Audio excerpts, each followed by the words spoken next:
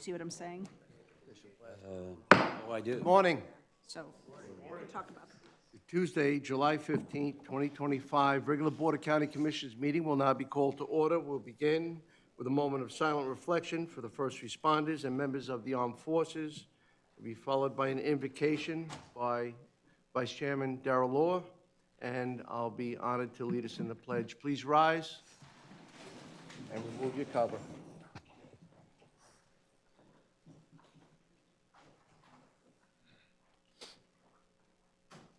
Please pray with me. Our Heavenly Father, we thank you for this wonderful day in Indian River County. We thank you for having the opportunity to gather and do the things that we've been commissioned to do. Father, specifically today, we'll be discussing housing for the less fortunate as well as the children in our county. And Father, we know that you tell us, your word tells us in Mark, let the children come to me, do not hinder them, for such belongs to the kingdom of God. And Father, we say this in your Son's glory. Amen. Ladies and gentlemen, please join me in a pledge of allegiance to the United States of America, home of the free because of the brave. I pledge allegiance to the flag of the United States of America and to the republic for which it stands, one nation, under God, indivisible, with liberty and justice for all.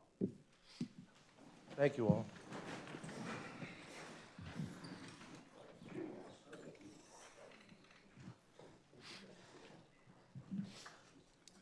Well, at this time, I'd like to look at the agenda, and I'd like to move item 7F, Parks and Recreation and Conservation Proclamation, to item 5B. Are there any other additions, deletions to the agenda, any emergency items? Move to approve as amended. That was close, Joe, but we have a motion by Commissioner Moore, seconded by Commissioner Adams. Any further discussion? All in favor? Opposed? Motion carries unanimously. Thank you. Well, first item is a proclamation of a longtime individual here in Indian River County, probably one of the many unsung heroes, as people have indulged in the service, but they never get a chance to cross the man. So with that, I'd like to call up David G. Hey, that's you. Yeah. You were wondering why I was staring right at you. You could stay at the podium for a moment. He's anxious. I don't know. It's just, you have work to do the rest of the day? I mean, he's all in. Oh, yeah. Well, I'm honored, and I know who he is, and I know what he does. But again, does anybody recognize him? Well, yeah, and your big boss recognizes you. That's the main thing. But let me read the proclamation, and then we can talk a little bit. Okay? Yes. I want to present this proclamation honoring David M. G. on the retirement from Indian River County Board of County Commissioners, Department of Utility Services, Wastewater Treatment. I told you you didn't know him. Whereas David M. G. retired from Indian River County Department of Utility Services, Wastewater Treatment, effective July 31st, 2025. And whereas David M. G. began his career in Indian River County on October 1993 as a wastewater plant operator B in Utility Services Wastewater Treatment, where he continued in that capacity until his retirement. And whereas David M. G. has served his county and the public with distinction and selflessness during the 32 years of service, he was dedicated, and his work was greatly appreciated by the employer, citizens, and co-workers alike. And now, therefore, be it proclaimed by the Board of County Commissioners of Indian River County that the Board applauds David M. G.'s efforts On behalf of the county, the board wishes to express their appreciation for the dedication, the service that he has given in Indian River County and for the last 32 years. Be it further proclaimed that the Board of County Commissioners and staff extend a heartfelt wish for his success in his future endeavors. This has been duly adopted on the 15th day of July, 2025, and signed by all 5 county commissioners. This is David's new access badge to the building. Yeah, I don't know where you're going to put it, how you're going to carry it, but I'll this is carry it it, around for a David. while. What is that, sir? I said I'll carry it for a while. Well, David, it's been a long time. Yes, sir. Did you think it was going to be this long, and it's time? Yeah, it's time. It's time. 32 years here, and I worked for general development for 17 years, so I think 49 years is enough. Time to relax a little bit.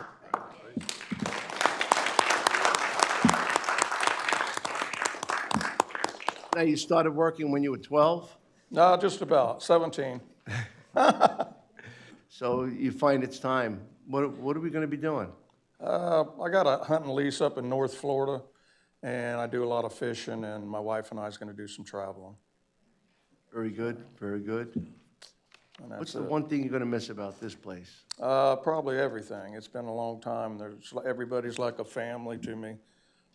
Sean and Rich and Mike and Travis, it's been a good ride, and the utilities department is doing nothing but getting better, and I will say that. And like I say, I started here 32 years ago, and it's definitely been a big change. So I appreciate the board and the county putting up with me for 32 years. So. It's not putting up. We greatly appreciate your dedication and your longevity.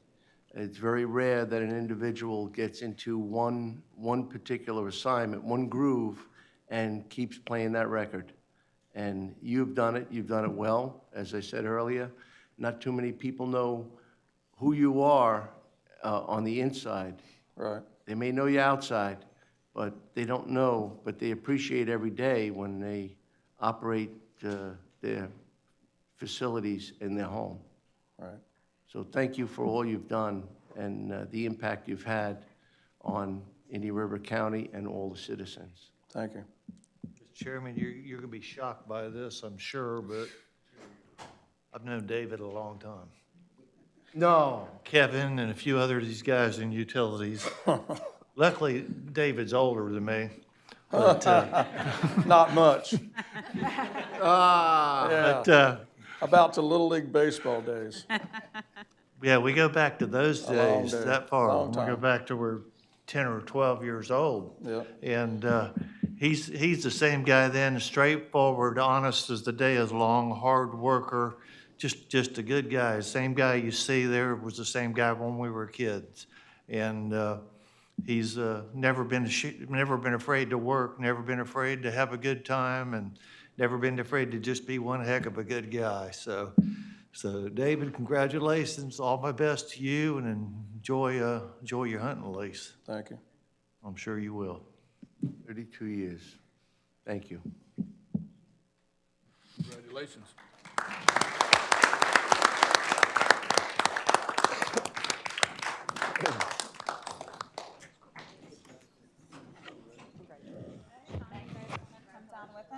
Yeah, your team is coming down. They want to have a group shot. We're going to make these things smaller so you can handle them a little easier. David?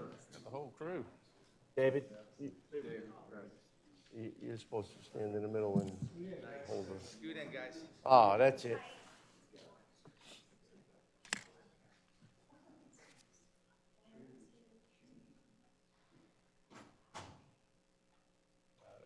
Thank you. One more time, man.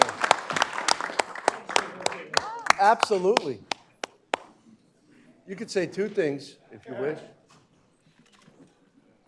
Morning, Commissioners. Sean Leesky, Director of Utilities. I just wanted to take a minute to say thanks to David for his long, extinguished career here. 32 years is nothing to shake your hand at. That's a long, long career. And as he mentioned, he was 17 years with GDU. Yep. So he's been in the wastewater industry for a long time. And, you know, I look at our wastewater treatment operators as environmentalists. I mean, every day they are protecting the lagoon and what they do, the wastewater that they treat, and, you know, we are getting to a point where we're no longer discharging, but for years we would discharge. And there's a lot to that goes into that. And David was a key member of that team to help protect the lagoon with all the waste that is produced within the community. And we did pay him, by the way, to say thanks for all the work we do. But I don't know how many of you guys know, I've been working for a while trying to create challenge coins, and I know there's challenge coins for police and fire and other, you know, other agencies. I created one, and I just wanted to present David this challenge coin today for his long distinguished career. Thank you for everything you've done. Appreciate it.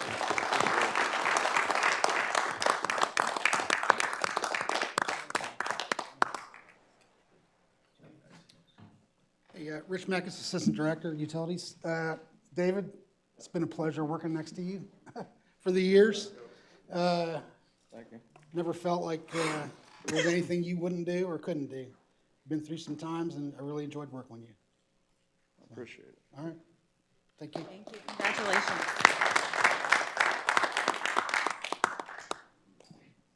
I'll move on to our next presentation, and that will be a proclamation, and it will be delivered by Commissioner Joe Ehrman. We have all our Park and Recs team. It was quite flooded outside.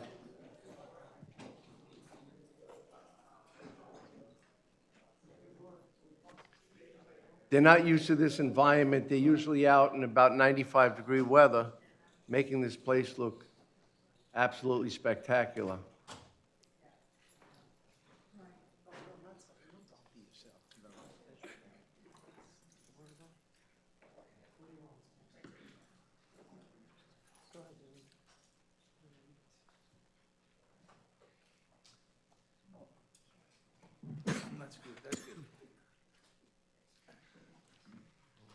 All right, well, welcome, everybody.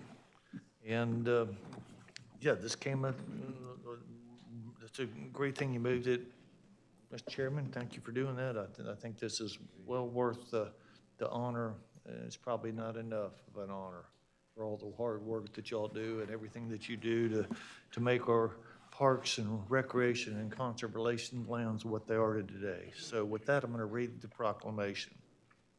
It's a proclamation designating the month of July 2025 as Parks and Recreation Month and designating July 18th, 2025 as Parks and Recreation Professionals Day. Whereas county parks and conservation areas preserve the ecological beauty of our community, improve water quality, protect groundwater, prevent flooding, improve air quality, are aesthetically pleasing, and provide open green space for people and valuable habitat for wildlife.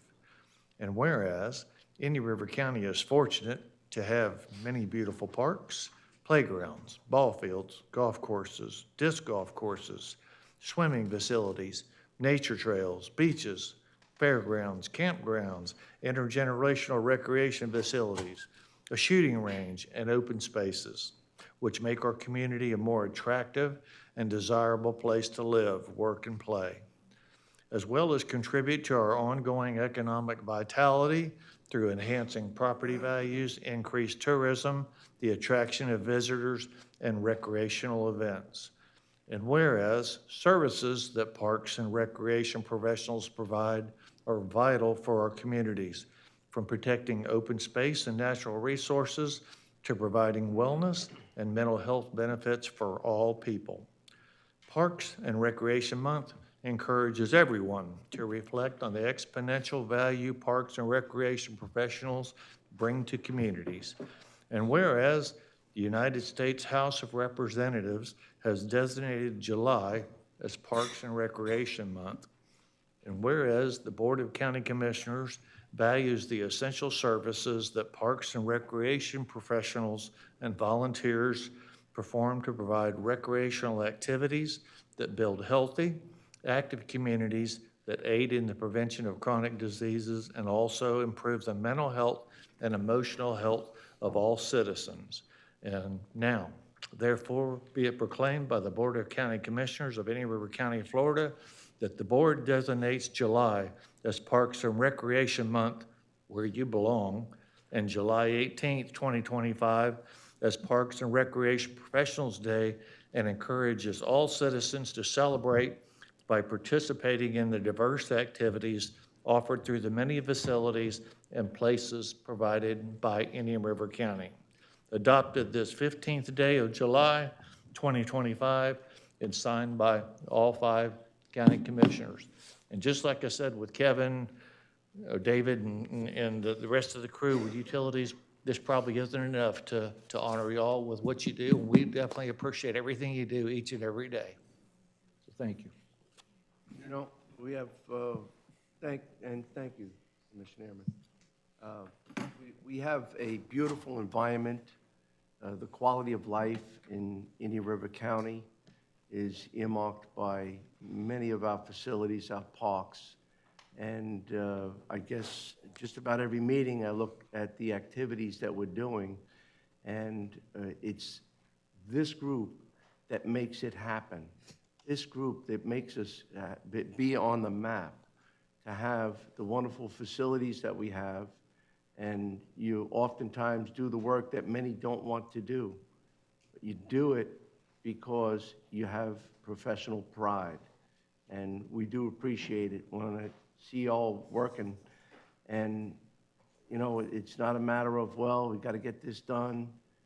You actually, I think you possess the feel that it's your particular piece of property that you're maintaining and you're providing for the betterment of all of our citizens. And just the programs that we have would not happen without all of your efforts. I see Gustavo. Got a good group here, Gustavo. Yes, sir, we're very proud of it. Beth Powell, Mike Zito's here. Yes, sir. You have a tremendous network, and the skills and abilities that you provide each and every day are greatly appreciated. There's nothing better than going to a facility or seeing individuals that are enjoying what the taxpayer has put forward, and you maintain it, and it is a very appreciative sight. Chairman, thank you so much. Thank you, commissioners.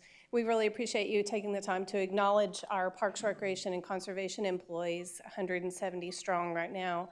And we realize that the community has spoken, and that it's very loud and clear that quality of life is very important, from conservation areas to green spaces, parks, trails, all of the things that the community needs in order to feel a sense of community and belonging. And I would just like to thank all of our employees. We have a very small representation here, but it means a lot that you've taken time out of your meeting today to acknowledge all of our employees.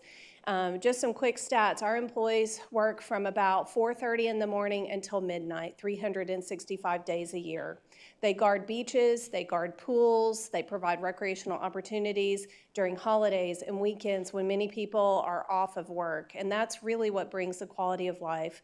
And I'd like to thank our administrator for his vision, for the deputy county administrator for his mentorship, and for also guiding with a strong sense of customer service. We've been hearing this message over and over again for 7 to 8 to 9 to 10 years, and it is sticking.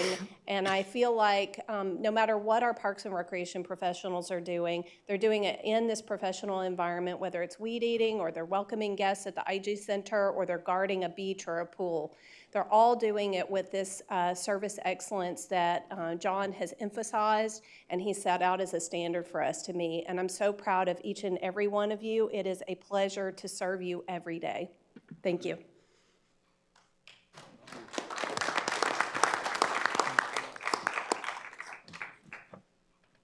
Come on, gather around for a Come on picture. up.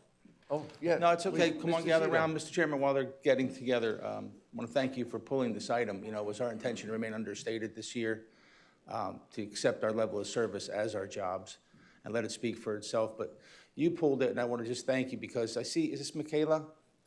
Michaela, how long you been with us? 4 weeks, and I saw you nodding your head with pride about all the things that you're a part of. You're a part of a system and a team, and that was worth reading the proclamation, sir, so I appreciate you pulling it. And Lorenzo Jefferson, thank you for your 75 years of service. We really appreciate it. No, we're blessed. We have a great team. Thank you, Mr. Zito.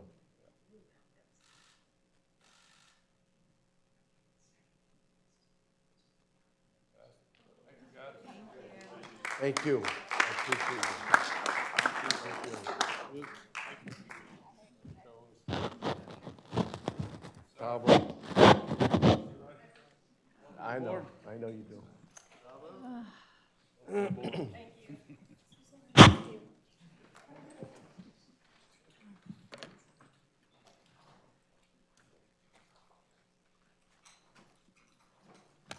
Now move on.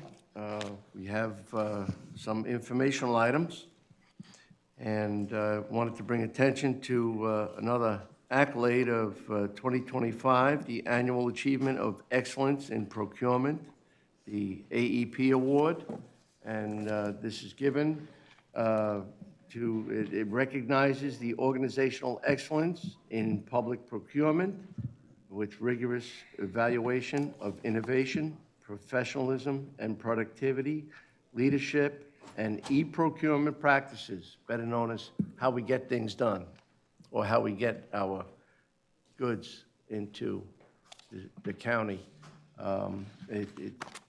It's, I believe that's the first time that we received such an honor, and I want to say congrats to the team to ensuring that our purchasing and our endeavors in procurement are done in such a fashionable way that they're to be applauded. We have the Early Coalition Board vacancy. We did receive a letter of request to have a board member from the Early Learning Coalition requesting that the Board of County Commissioners appoint an individual to serve on the ELC's board pursuant to Florida statute. And I just wanted to let the public know that the opportunity is out there to serve on the board.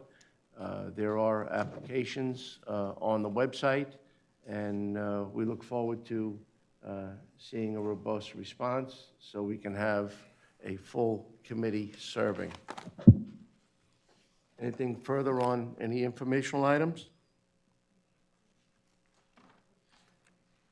Well, then we'll move on to public comment. If there are any agenda-related items that you may not be able to stay until the end of the meeting that you wish to speak about now, this is your time and opportunity to be able to speak on any one of the agenda items.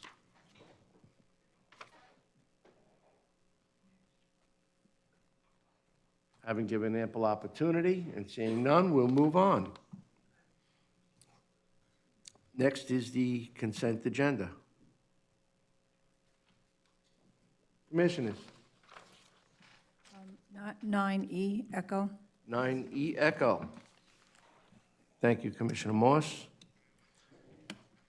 9E Echo. Is there anything else? Hearing none? Motion to approve is amended. Second. We have a motion by Commissioner Ehrman, seconded by myself. Any further discussion? All in favor? Aye. Opposed? Motion carries unanimously. And now we are going to item 9E Echo. Thank you, Mr. Chair.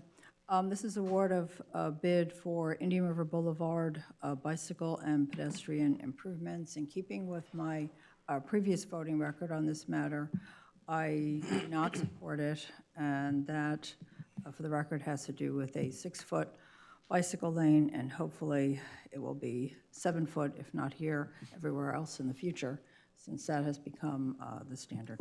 Thank you, sir. Thank you. Mr. Chair, I'd be happy to move approval. Second. We have a motion by Commissioner Adams, seconded by myself. Any further discussion? All in favor? Aye. Opposed? Opposed, nay. Thank you. Motion carries 4-1 with Commissioner Moss dissenting. Now move on to, there's nothing under constitutional offices, so we'll move on to a public hearing. Item 11A1, approval of a resolution establishing Indian River County HCV program, 5-year plan, and we have certifications and administrative plan. And we have a team coming down. We sure do. Good morning, Chairman Flesher and members of the Board of County Commissioners. Today, we have the opportunity to bring forward the Indian River County Housing Choice Voucher Program 5-year plan for your consideration. This plan reflects our continued commitment to providing safe and affordable housing for low-income residents in our community. It outlines strategic goals, updates to our administrative plan, and required HUD certifications that ensure we remain aligned with federal guidelines while also addressing our local housing needs. Joining me is Stacy Bush, our Housing Services Manager.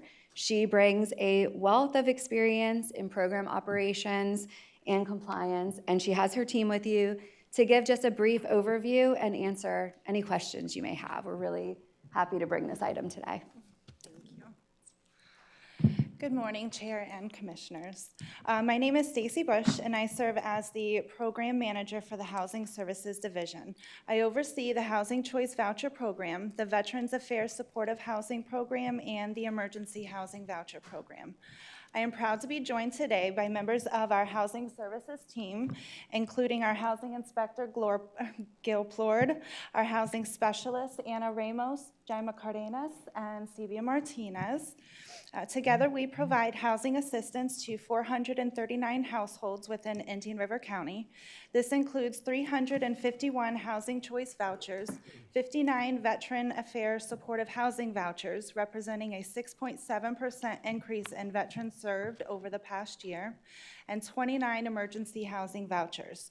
Through these programs, and thanks to the strong partnership we maintain with 46 active landlords, we are able to positively impact the lives of 799 individuals.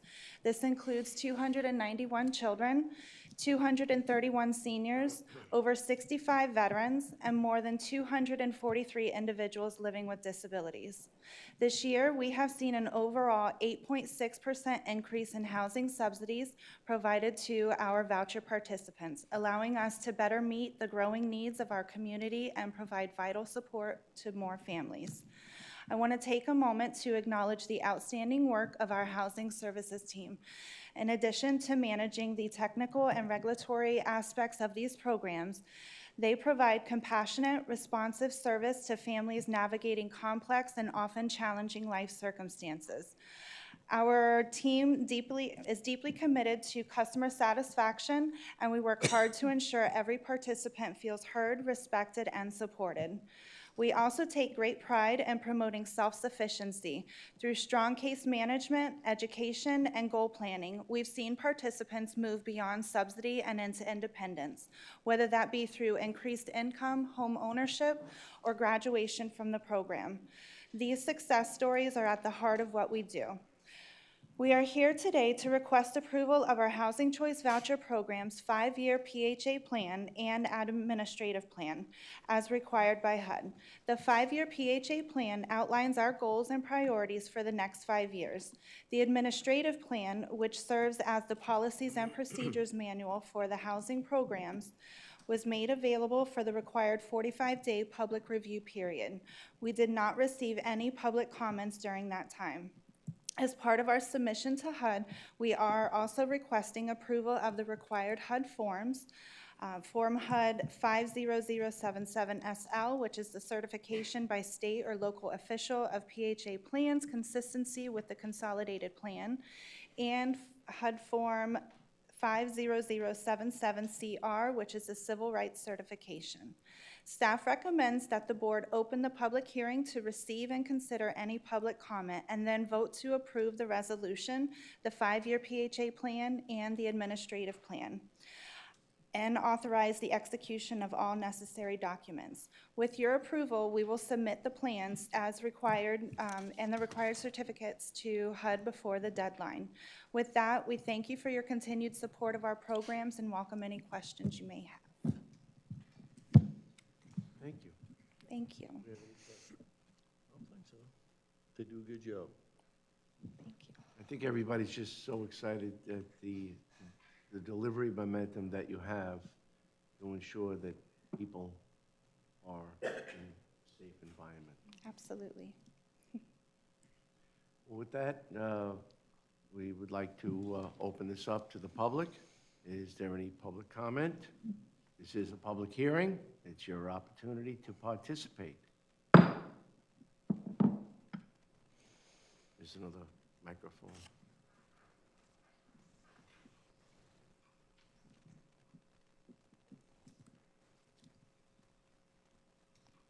Having given ample opportunity, we will close the public hearing.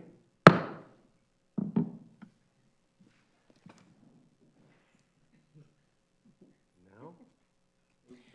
Second. we have a motion by Vice Chairman Law, seconded by Commissioner Adams, to move approval. Any further discussion? All in favor? Aye. Opposed? Motion carried unanimously. Thank you all. Thank you, guys. Truly appreciate all your efforts, and I guess this meeting went a little more seamlessly than it is to attain the homes for the individuals. So I don't want this to be representative of the hard work that you do. Yes. Thank you. Couldn't do it without the team. Thank you, guys. Thank you. Great job. Yeah. It's getting more and more difficult to get that housing, too. So many factors. Well, and we'll move on to item 13B Bravo 1, which is the Children's Services Advisory Committee recommendation program for funding allocations for the fiscal year 25-26.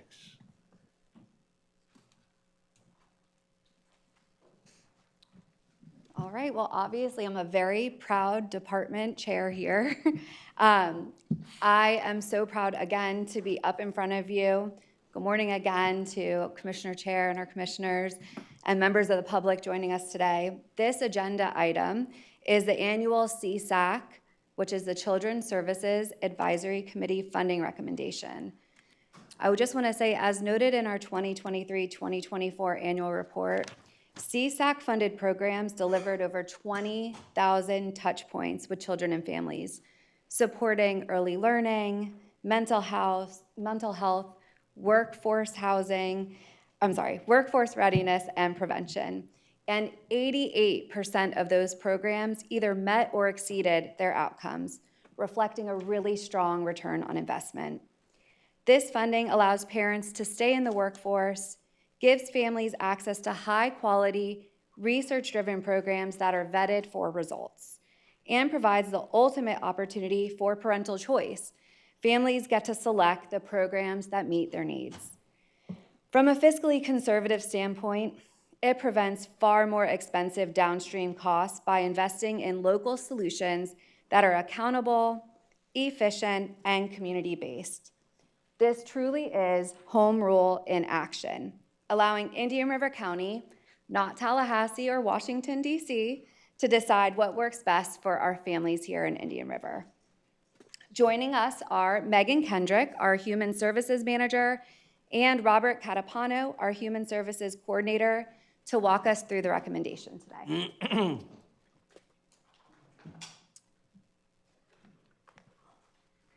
Good morning, commissioners.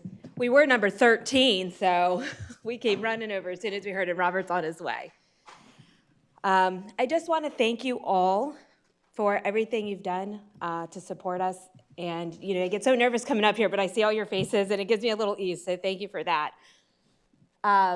We just wanted to run over a couple things. Indian River County's return on investment from children services. We wanted to share just a little national research that shows that when you invest in children, 2.7% to 16%, you get the return on investment for that. If we apply that to the $3 million allocated by the BOCC, the potential return on investment is $8.1 million to $48 million. Okay, so what does that mean for Indian River County? Sorry, I just ran over here. I'm just gonna take a quick breath. No, I'm good. I was, getting everything ready. All right, so back on track.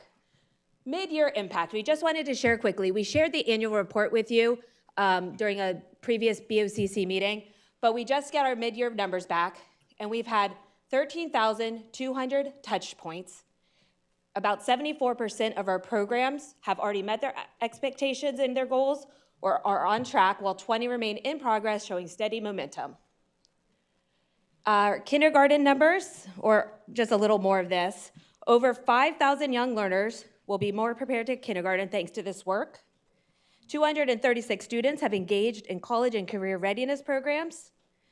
While all programs are required to promote parent engagement, over 1,000 individuals have been reached through research-based parenting and child development programs, and over 700 families have gained improved knowledge and access to prenatal care. And we can all look at the numbers, but we know that it's the stories that really matter and the impact these programs are making in children's lives. Like this family, whose child received quality early learning, which we know is one of the #1 predictors of child success. But not only that, these parents were able to work and continue their education, knowing their kid was in a safe environment promoting learning. Or we have this student who did a prevention program. This program helped them realize how to treat other people, respect differences, and become a better person. And although this was only a year program, we know that these kind of programs can change the trajectory of children's lives for the rest of their lives, not only helping him, but our community as well. Finally, we have this student who maybe in school didn't quite fit in, didn't know where they would find themselves. They did a pre-apprenticeship program, and they discovered a love in a career field that wasn't actually offered by SDRC. So we work hand in hand in tandem with the school district, and some of these programs fills holes and gives kids opportunities that they wouldn't have had otherwise. And none of this would be possible without you. So we want to take this moment to thank you. We see you, we know you value this work, from the dais to rolling up your sleeves in the community. You all are making this happen for families every day. Those 1,300 touch points are directly because of your leadership, and we thank you. Now, while you've been out in the community, we've been out in the community too, and just a little update, we've been working on our needs assessment, which is driven by the Patch framework. We work with a variety or subcommittee of local experts that analyze hundreds of thousands of pieces of state and local data. But what we really wanted to focus on this year is really capturing what families and kids need in Indian River County. So we've done community forums, which many of you have been at, and we've also been all over the community collecting parent surveys. These community forums have focused on health and well-being, nurturing families and community, and success in school and life, which are the funding priorities recognized in the needs assessment.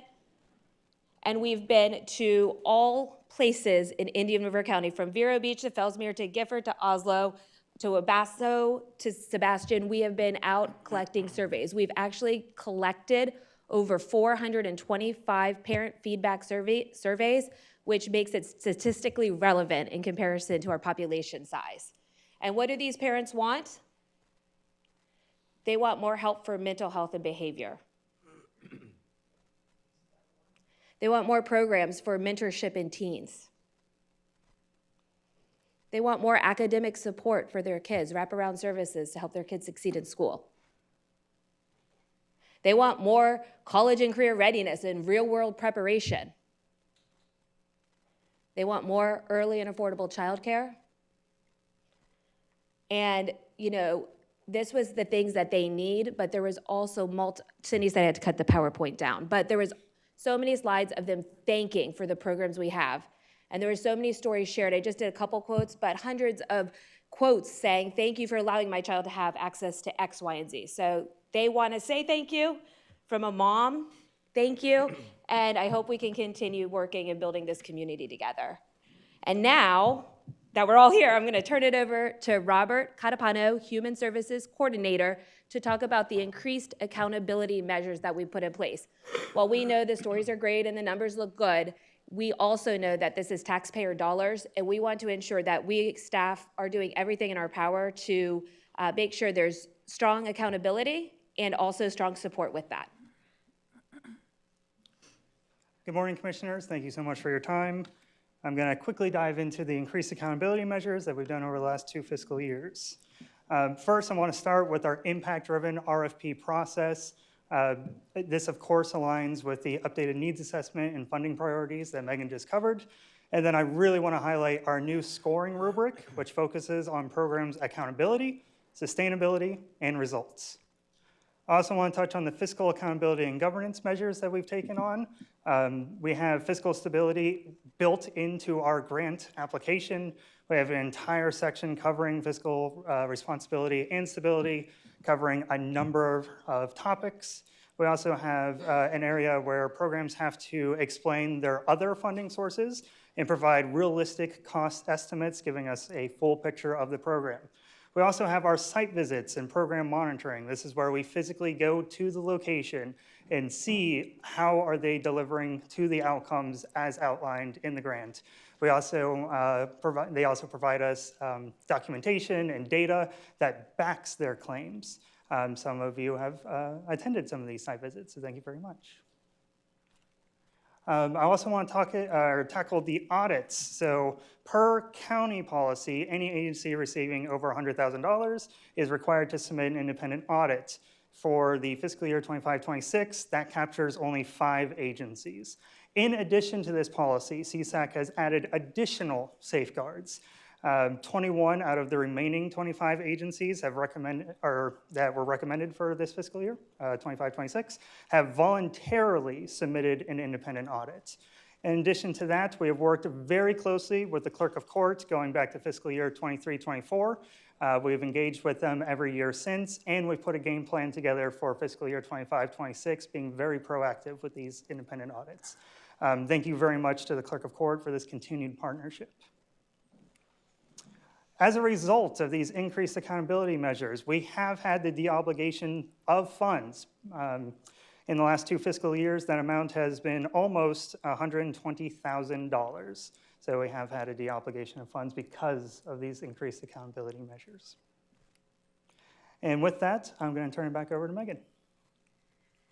And we'll just fly through these, but you know, with this increased accountability, we also want to increase support to build capacity within our nonprofits. We know that if we can help them grow and improve, the impact on our community is going to be so much stronger. So we've done a series of professional developments starting last year before the RFP opened on backwards design, creating strong outcomes, and research-based assessments. We had probably over 30 different agencies attend these professional development events.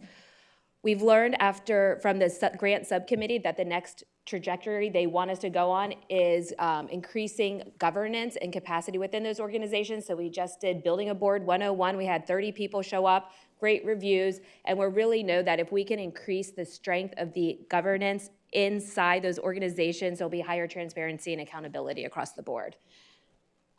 We also did a CSAC onboarding for all new members and all existing members that wanted a refresher, because when we're all on the same page and we understand everybody's roles and responsibilities, the system will just run more smoothly and it will be more impactful. And you know, here's the call to action. If there's anybody in the community that's passionate about this work or has concerns about this work, we urge you to join with us. Come see the work in action. Be on a site visit, volunteer, join a board, help us increase that accountability. and help us spread the word about the amazing work that is going on in our community. And we're almost done. Robert's just going to go through really quickly the recommendation process. So let's first start with the pre-work. We engaged with the attorney's office, thank you for that, to make sure that we had no conflicts of interest going into the voting process and the review process. The grant subcommittee, I want to thank them for all of their hard work because they reviewed up to 52 grant applications where they read and evaluated. That's over 3,000 pages worth of documentation that they analyzed. So that's a tremendous amount of work. That's roughly 60 hours per committee member. So altogether, that's almost 900 volunteer hours dedicated to this process. So thank you for the hard work of our grant subcommittee. They then sat through 52 presentations of programs going over 3 days. And then on the fourth day, they asked clarifying questions for each program that, again, were tied back to our new scoring rubric. Staff then compiled all scores and adjusted for outliers by removing the highest and the lowest to reduce bias. And then staff created spreadsheets organized by funding priority with programs ranked from highest to lowest average score. Those are what you have in front of you today. Then moving into the grant funding recommendation process, there was discussion and deliberation. Subcommittee discussed each program within the funding priority area, reviewing application content, scores, relevant information from the presentations, as well as any past program outcomes if applicable. After discussion, the subcommittee determined a funding recommendation for each program. Then the subcommittee, through a roll call vote, approved the funding recommendations for each of the 3 funding priority blocks, which was then sent to CSAC Maine, where they went through a similar process with a roll call vote. And that brings us to today. So, of course, we have our 3 funding priorities. That's our health and well-being, our nurturing families and communities, and our success in school and life. Starting with health and well-being, 11 out of the 12 programs were recommended for funding in the amount of $663,500. Then for nurturing families and communities, 10 out of the 13 programs were recommended for funding in the amount of $275,985. And then finally, our Success in School and Life program, where 25 out of 27 programs were recommended in the amount of $2.2 million. To just quickly touch on the document that you're looking at, again, these were sorted by impact area and focus area. So the impact area is our health and well-being, and then under health and well-being, we have subcategories. Those are our focus areas. In this example, the one at the very top is our advancement in positive behavioral health. And you'll see within that color coordination, the average scores are high to low. And if you go down to the slightly darker color, the enhanced access to prenatal care, you'll see that those programs are organized by average score, high to low, and so on. Same process for the nurturing families and communities. This only has 2, so it's very easy to read. But again, the average scores are from high to low within their focus areas. And finally, success in school and life, again, organized average scores. All right, so there is our presentation from Children's Services. Again, thank you for all the work you do. We are very honored to have this position and be able to serve our community in this capacity, so thank you. Thank you. Well, team, I know you all had the opportunity to take a look at this in great detail, and I do see a lot of individuals that I anticipate would like the opportunity to speak regarding this matter. So before we get to that, is there anything that this board would like to I just have add? one quick question. I got an email, actually more than one mentioned this, and I'm not sure what the reference was. I'll just read the 2 sentences. It says, it has come to my attention that the commission is considering providing taxpayer money directly to parents and families instead of to our local nonprofits. I am very concerned that this provides little to no oversight on how funds are spent. Do you know what that, I'm not sure what they're referring to. There was more than one, and we got it at the last minute. I didn't have time to contact these people. Thank you. you want to answer that? Yeah, I don't have any information about that occurring, so. So I can perhaps provide some background. I think that that was a completely offline conversation between some people that happened in the lobby after the last CSAC meeting. It's nothing that has been discussed at CSAC. It's nothing that's been brought to us. I don't think that anybody on the main committee or the subcommittee would in any way be in favor of that because of the oversight issues. So basically, it's, to sum it up, simply it's rumors and innuendos. Thank you. Mr. Chair, I responded to that person, and we do not directly fund parents. I made that clear. I read it, I saw it also, and I attributed it to much of the misinformation of social media that we're experiencing right now. I didn't know the convenience centers were getting closed and all kinds of stuff is happening out there right now. That's just not true.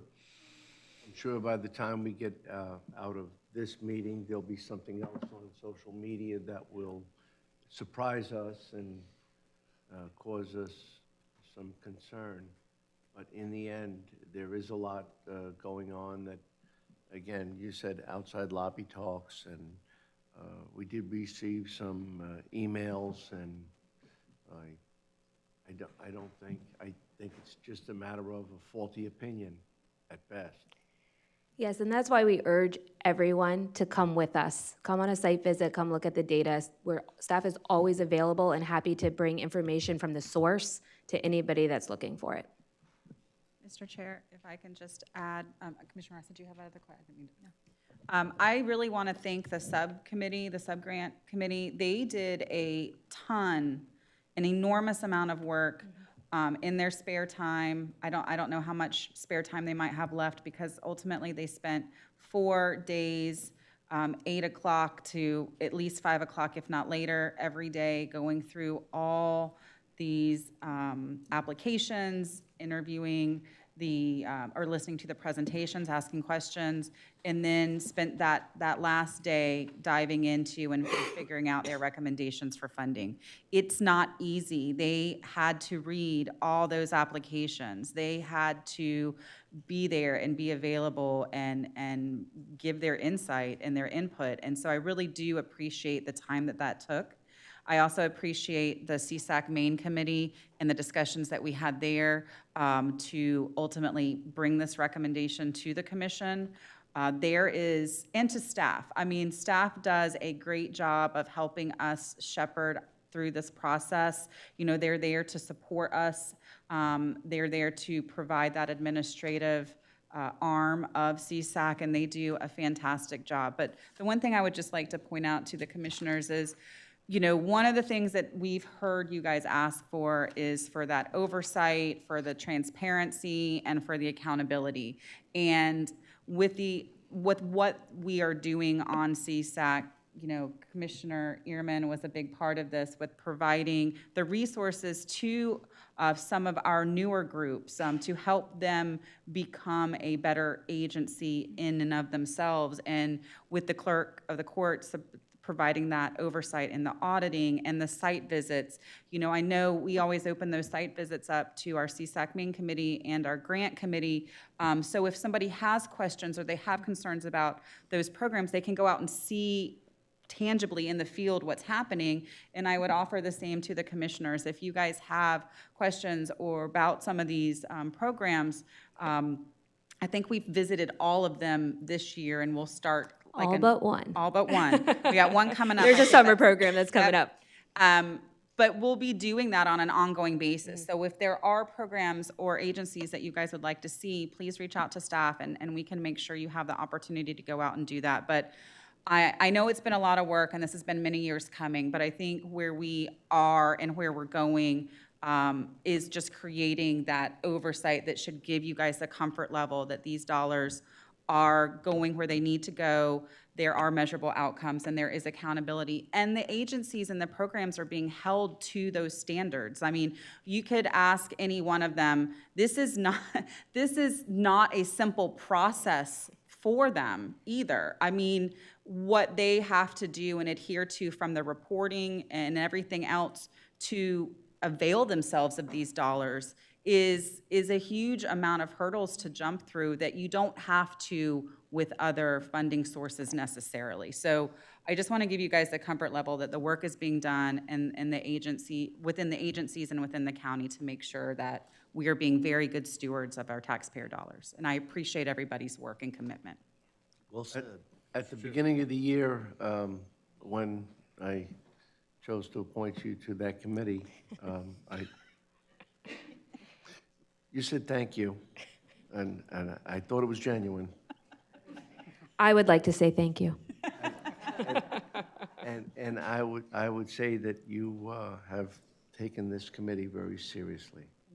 And have embraced a lot of the changes that are happening, that have happened with the executive direction and the guidance, and I truly appreciate it. I did have a question, though, and I know that we researched it, very impressed at the rubric and the manner in which we got there, but I wanted to just discuss this letter, Okay. okay? So could we put it on the overhead? Kim? Please. And Can you turn that overhead on? I know you have seen it. I have a copy for everybody there. Thank you.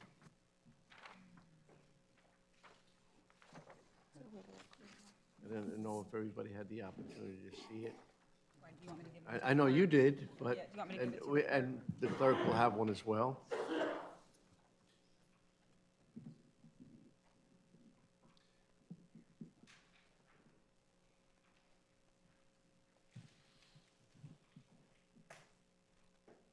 My interpretation of this letter, and I did hear some concern about it, that the program was sunsetting. And in the process of the sunsetting, in other words, it would not be completing this next coming year. And in addition, we've seen a reduction, and there was a double billing, which they apologized for, and they've returned the funds. They serve 4 counties, correct? And at this point, it just asks the question, if an organization is sunsetting, no longer able, and they had a dual capacity practitioner that could no longer do it. So we go forward and we look at the measurable outcomes and say, this particular program is positive and it's successful and it's reaping a benefit to our citizens through taxpayer dollar. When we know that the organization is sunsetting or no longer operating or not going to be operating by third quarter, how do we get to the point of let's fund them? So we have a CSAC committee that has all the oversight. So if there's ever any questions or concerns, we always bring it back to the CSAC main committee. We do quarterly reports, so we will have a first quarter, the midterm. We are just wrapping up the third quarter report, so this would be something that the main committee could look at and determine where they want to go from here. I do know that that was a unique situation that you're referring to, where somebody got promoted, and because of the loss of the mental health counselors across Indian River County, that agency decided to shift the money over to that versus the other program that they were funding. On face value, it seems clear if you don't have the provider, you don't have the program, it's time to move on. There are other entities that provide a very similar process, and they are available, like the Mental Health Association, that could provide the same elements of the program, and just had a little bit of concern about that as far as how we go forward, being good stewards of the taxpayer dollar, and it did get questioned. Yeah. Wanted to ensure that we were going to address this. Mr. Chair, if I can comment on, because I think this is a great example of how the process works. This is a great example of how that oversight is used to ensure that those dollars are being spent properly, that there's not dual billing. And I think that this is why we ask the clerk to look at these programs that are receiving funding from multiple places and do those audits. Now, I will say that this particular program has been sunsetted. The program that is in the recommendation for funding this year, while it is the same agency, it is a different program. And we have had some other programs, Hibiscus had to give some money back this year as well because they were not able to fulfill the requirements and parameters of their application and program. So I appreciate you bringing this forward because I think it's a great example to highlight how that oversight has really helped us ensure that those dollars are being spent appropriately and being spent with the direction, under the direction of what the commission has charged that committee with doing. So Robert stays really on top of those dollars. He gives us, and this is something that was discussed at the main committee meeting, and Robert gives us a drawdown report. For those of you that don't know, every meeting we get a spreadsheet of all the funded agencies and how much they have submitted for reimbursement. And one of the reasons we get that is so we can track and make sure that those agencies are staying on track to provide the services that they have contracted with us to provide through this process. So, for instance, I know he mentioned earlier that there's a couple of agencies that are at 50% of reimbursement, but we're about 3/4 through the funding cycle. And that's because they are summer programs. But if they were not summer programs and they were at 25 or 50%, that would set off an alarm bell for us as a main committee that we needed to check in and make sure that those programs are happening. Similar to TDC, you want to see that reimbursement coming on a regular basis so you can make sure that they're doing the job and not waiting till the end and then kind of like throwing everything at the wall. But in this particular instance, I do really appreciate you bringing that up to the commission because I think that that is exactly that example that you guys have asked us to make sure that that transparency and that oversight is happening, because I don't think we had that ability necessarily or really delved into that level in the past, where maybe some of this could have occurred without, whether it and I think in this case it was just it was very unintentional of the way those programs aligned and trying to morph that, but a great example of exactly why this oversight and transparency that you guys have advocated for is so important. And like Robert said, in 23-24, we did audits with the clerk of court for every single program that had dual funding from the hospital district. This year, we did a new program that had it, and next year, we are already lined up to do all of the programs again. They have agreed to do it, so we are trying to be proactive to make sure that this does not occur again and that there's always the oversight. Well, again, I brought it up because this is not their first hiccup. And by the same token, I visited the site, and it's very clean, and it's run, it's well-attended. I get that. I'm not detracting from the operation of the facility, but there may be a greater, more in-depth concern. So I wanted it brought to the attention, and perhaps maybe we can send that concern back to the committee for further review. I'll be happy to carry that message back. Okay. Mr. Chair, if I can just add a few things. One is, I want to compliment Commissioner Adams. This is probably the busiest subcommittee that a commissioner can have, and I do appreciate that. She did say thank you. She did get the short straw, I believe, and I do thank it. And most of us, I believe, have been involved with CSAC, some longer than others, but I want to appreciate and thank the public that sent an enormous amount of passionate emails more emails than some other topics in recent years or months, I should say. The touch points is gigantic in my point, going back maybe 15 or 18 years when I was an active member of CSAC. We had never heard of touch points. And we, of course, went through the recession, and that was our way of weeding out the particular nonprofits. I want to thank whoever came up with the component of the clerk of the court. That is something relatively new. That adds an extra slice of security, I believe, for all of us. And again, the hours that the volunteers have put in, we're talking entire weekends at the time, and for that I say thank you. I did have one question about the composition of the main CSAC board, if you could share that. Yeah, so on the main CSAC board, we have representation from the Sheriff's Department, the school district. We have somebody from the courts, Judge White.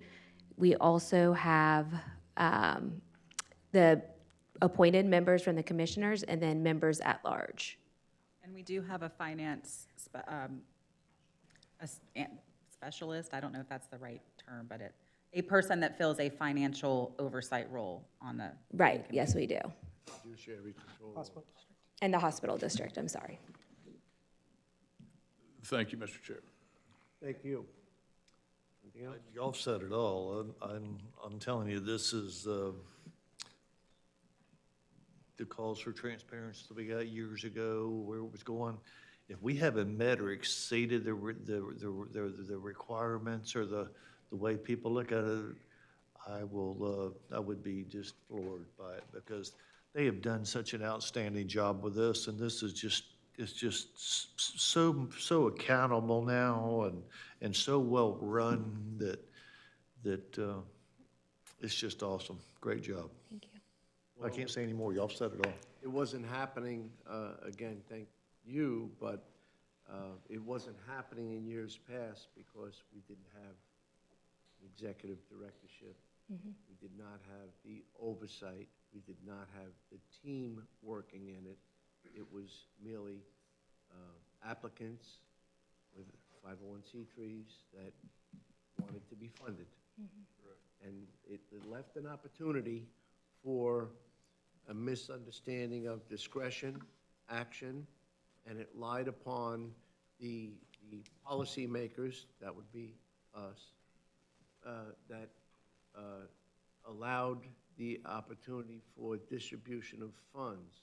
As the funds increased over the years, because I can remember a time where there was just a few $100s, there was a 400 and change in 2006, and whereas other jurisdictions were paling that amount, and then it gained momentum to be able to increase it because the investment on the children at their younger age does have a significant value on the investment later on. And that may be in the form of, well, a former line of work, my former line of work.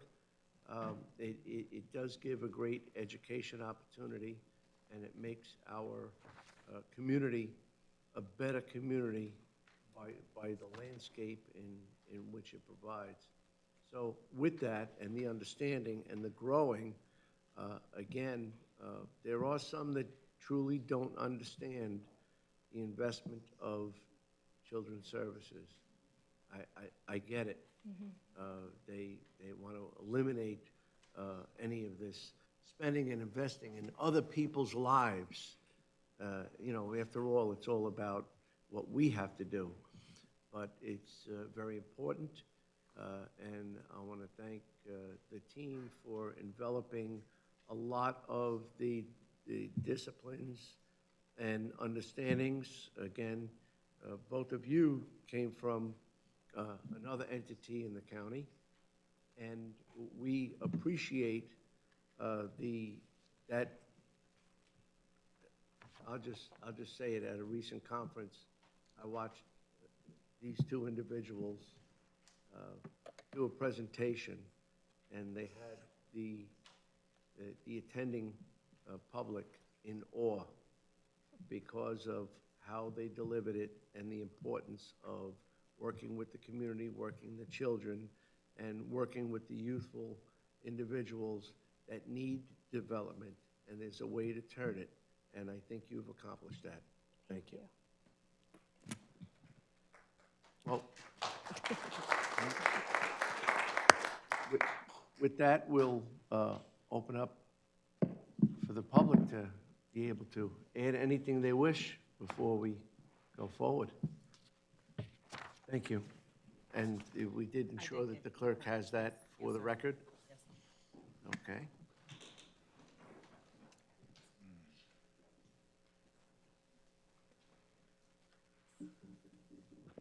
Good morning, Chair. I'm Wilford Hart, Community Liaison for the School District of Indian River County. And I just come up here this morning to talk about two individuals that you have been talking about, that I work with, and one I worked under, Sydney Emerson and Megan. They're all good friends. Now, you know y'all went and stole it from the school district. And you did quite well. Free agent trade. Yes, sir. And you did quite well. I will say this, that they understand the dynamic of this community. CSAC as a whole, but those two, they're personal friends of mine. And they understand the dynamic of this community. And they know what it's gonna take for the school district as well as the community and some of our players. I'm on quite a few boards in this community. And you guys have been very generous to our boards. And we want to just ask that you continue to be generous and with your generous giving and allow this committee to keep an open eye or open mind on who should they be giving and why should they be increasing their giving. But again, I just really came up here just to talk about those two because you stole them, Commissioner. And we don't want them back because they're doing a great job where they are. I heard that. Hi, good morning. My name's Angela, 2850 Grand Isle Way Southwest. I'm speaking today in support of the programs that uplift and support children, vulnerable youth, and working families across Indian River. While much attention is being paid to the sheriff's budget request, it is important to also recognize the critical role that early children programs play in community safety as well as long-term well-being. The Equal Economic Institute has found that high-quality early learning and care are among the most effective tools that communities have to prevent crime and foster opportunity. And additionally, research from the Journal of the American Medical Association highlights long-term benefits of early childhood intervention. Children from low-income families who participate in established early learning programs show significantly better education and social outcomes into early adulthood. This is some of the strongest evidence that we have that such programs truly work to promote children's long-term success and build brighter futures. Thank you so much for your support of our children's freedom to learn and grow and pursue their dreams by maintaining the funding for these programs that are under consideration. Thank you for voting yes on the proposed budget. An investment in our children is an investment in the collective future of Indian River County. So thank you. Thank you. Ladies and gentlemen, I realize this is not a spectator sport, and I'm sure they appreciate the applause, but trying to conduct a business meeting. Thank you. Is there anybody else?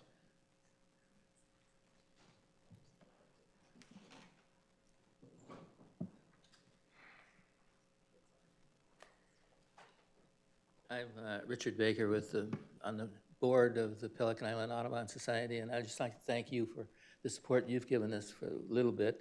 We've been getting $26,000 from you for our after-school program. We're Title I school kids from 4 schools that are close to us. The kids today are only outdoors about 15 minutes, and that's probably waiting for the school bus. Most of them are inside. We need to get kids out enjoying the plants and the animals and things. And the schools come to our Audubon house We pick them up, one school comes on Monday, one on Tuesday, one on Wednesday, one on Thursday, through the whole semester, 14 times. And then we have another group of kids. They're selected by the teachers in the schools. And they get outside. They go kayaking. We take them to your conservation areas that you have some recognizing today. We give them binoculars that they can observe birds, and they walk around.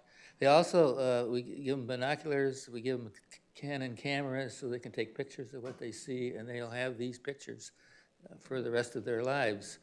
Some of these kids, now we've been doing it 9 years, and a couple of the kids have been gone into college and are coming back and even helping us with this program. So it is really wonderful, and I hope you continue to support us. It is, the whole program is very good. We need, our future is depending on kids, our children. Us adults have kind of screwed up. But the future is for them, and so I appreciate all you're doing. Thank you. Dr. Baker, thank you for that. I recall, it seems like yesterday, but it was many years ago, looking at that sketch of the birdhouse. And it was a great vision, and Yeah. I'm just glad that you brought it into reality and that it's so well attended. It started about 10 years ago, and, Yeah. and the program that we're doing with the kids started 9 years ago, and we appreciate it. We hope you like your garden out here, too, at the entrance way. Yes, very nice. We're getting a lot of comments about it and stuff. We have some nice people that are helping maintain it. Doc. Thank you. Anyone else? Seeing none, we have a job to do, folks. Mr. Chair, if there's no further comment or questions from the board, I'd be happy to move approval. Second. Any further discussion? All in favor? Aye. Opposed? Motion carried unanimously. Great work. Okay. Before we move to the next item, we're going to take a brief recess.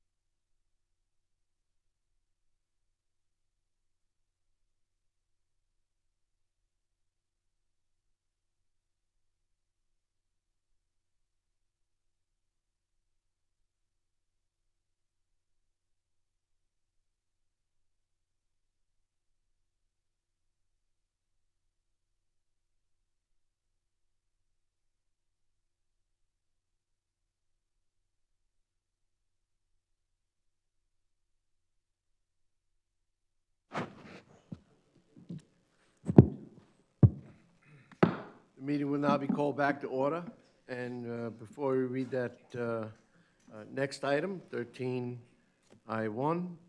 I will say that I want to thank the county administrator for a assertive action. As you all know, this next item came about out of some alarm, concern, and enforcement.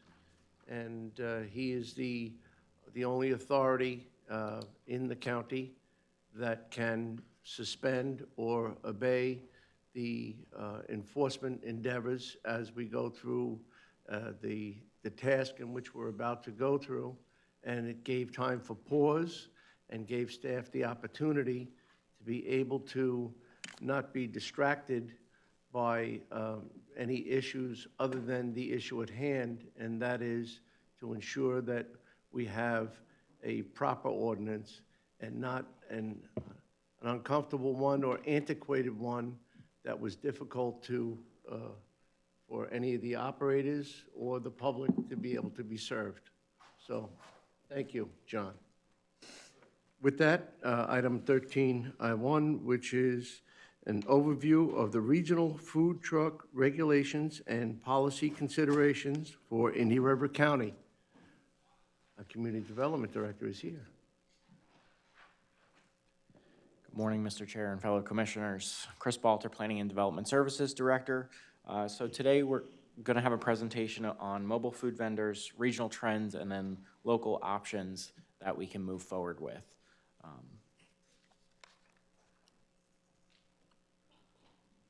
Just to notate, so on May 6th, the chair had brought up a discussional item about food trucks, and it was an open discussion on some enforcement issues that were happening, and then also some concerns that the board had, as well as discussions back with the Planning and Development Services staff, and then a process to move forward on allowing us to be food truck friendly and a path forward. So the purpose of this presentation is to summarize the food truck regulations in the nearby jurisdictions. That's something that you guys wanted us to bring back. Identify best practices compatible with the small town character and also our way of life in Indian River County. Present some tailored and framework for the county itself, and then address some of the common concerns that are raised. So in the state's fashion, which they've shown very much this year on preempting us, they have preempted food trucks in the past. That was kind of one of their big starts of preemptions a couple years back. So what the state preempts us from doing is doing any local licensing, registrations, permits, and fees for mobile food dispensing vehicles. What it does allow us to do, local governments are allowed to regulate zoning, hours, and site standards. And then furthermore, health and sanitation are overseen by DBPR and the Department of Health. So when we looked at our current policies and from the discussions that we had on May 6th, we had some issues. There was no specific targeted ordinance for mobile food vending in the county. The county had a land development regulation that went back to the 1990s that had bits and pieces that allowed for it in some areas, was accessory in some areas, and then outright didn't allow it in others. So enforcement was seen as a challenge because the information was all over the place in our land development regulations. It was decades old before food trucks really got their notoriety and popularity. We saw a couple local vendors that had gotten shut down from enforcement issues that happened in May. So then when we came back to the board and had that discussion, there was an opportunity for us to move forward on a better regulation and also better policies. So some of the missed opportunities, we had a lack of clear policy in the county that we were losing from benefiting from the economic and community perks of food trucks. We do know that they stem a lot of economic growth and also a lot of community engagement. So that's some of the benefits that other communities have tapped into across the board in other jurisdictions, and something that we should look forward to. So a regional snapshot. So after the May 6th meeting, Planning and Development Services staff looked into jurisdictions of Brevard County, City of Melbourne, City of West Melbourne, City of Palm Bay, City of Port St. Lucie County, City of Fort Pierce, and then Martin County. And out of those jurisdictions, we actually called each jurisdiction, because when you make code, you try to make it the best, but there's always loopholes or things that you could have done better. So we researched all those codes and then actually called each jurisdiction to see what's working, what's not working, what would you have done better. Out of all of those, there was a common regional theme, and out of that common regional theme was that they allowed them in commercial and industrial zoning districts. They didn't allow them in everyone. They were very targeted. They didn't allow them in any residential areas. They all had self-contained units with no external hookups so that they were self-contained. And a lot of them did regulate on the decibel level for generators. Now, with that being said, decibel on generators have changed throughout the years. I mean, all of us have lived in this state, so we know that during hurricane time, they can get quite loud. Now they're actually very quiet, so that's something that we'd want for compatibility and enforcement. Event-based flexibility, we know that there's a lot of events that happen both on public and private properties that stem a lot of economic development. Daily removal and strict duration limits, because it does really need to be transient. It doesn't need to be a fixed structure. And then the strong fire safety and sanitation requirements that's governed by the state. So some of the key concerns and some ways to mitigate. So one of the huge key concerns that we heard from every jurisdiction that we talked to, and a lot of people, was visual clutter. So, you know, not allowing tents or freestanding signs and excessive lighting. You don't get that carnival effect if you don't allow that when you're writing code. Noise and trash. The enforcement of the noise code, as well as doing the low decibel generator, solves that compatibility issue when you're locating food trucks near other businesses. The requirements of having a dedicated trash at the site as well as on the truck at all times. And then permanent squatting was another thing that was a big issue. That's a big issue, not for the jurisdictions that we looked into, but jurisdictions throughout the state. Orlando and Kissimmee was kind of the first areas to have food trucks, and they had a huge problem with permanent squatting. So the daily removal and overnight stays would, building that into the code would not allow for that squatting. So some of the draft framework that works with Indian River County. So when we looked at our code, and then we looked at the land use and zoning code, and then we also looked at where have food trucks in this county located, obviously illegally because it wasn't allowed. We've seen that they located primarily in CH, which is heavy commercial, IG, which is industrial, and IL, which is light industrial. And then we have 2 commercial PDs on State Road 60 that allow them right now. So building those into those zoning districts, they've already set up there, they're compatible. You know, we build in a little bit more framework to make it more compatible, and then we move forward. So some of the other things that we looked at was hours of operation throughout all of the jurisdictions. Most of them started anywhere between 7 to 10 p.m. When I looked through all of the actual hours of operations for most of the restaurants around here, most all restaurants around this area close at 9 p.m. So the hours are from 7 to 9. 1 truck per site, unless it's a special event for more, and no overnight parking, and trucks would need to vacate daily, so that it truly is transient. Some other things for the appearance and the compliance would be no tables, chairs, tents, or exterior signage. The exterior signage would be allowed on the truck. We've seen that a lot of social media has been a huge push for mobile food trucks, that there's kind of a following. I don't know if anybody's seen the egg roll truck, but they have a huge national following, and they are all over the place throughout the state. Quiet generators only, so that low decibel level generator. No utility hookup, so there's not that utility hookup or any permanent stay. The display of the DBPR license, which is their actual state license, and their recent fire inspection. Operating on a paved surface and maintaining clear traffic flow. Generally, all of these food trucks locate in existing parking areas, so we want to make sure that they're not impeding any traffic or endangering any life safety issues. And then obviously with any thing that we build into a code is code enforcement penalties for violations. That's just in case somebody violates outside of the current code that we're building, that there is an enforcement option just in case it gets out of hand. One of the big things that we saw and heard from you on the May 6th meeting was an actual visual aid, something easy for the public to understand as well as any of the food truck owners. So one thing we want to create out of this after creating the code is an appendix that's a simple, friendly flyer that describes the food truck's rules and regulations within our county. It contains easy information as well as it's going to be on our website, and then we'll further push it out to social media once we get to that. The picture that you see here is from St. Lucie. This is a graphic that they did that's very easy to use, very forward-thinking, something that we'd like to include as well.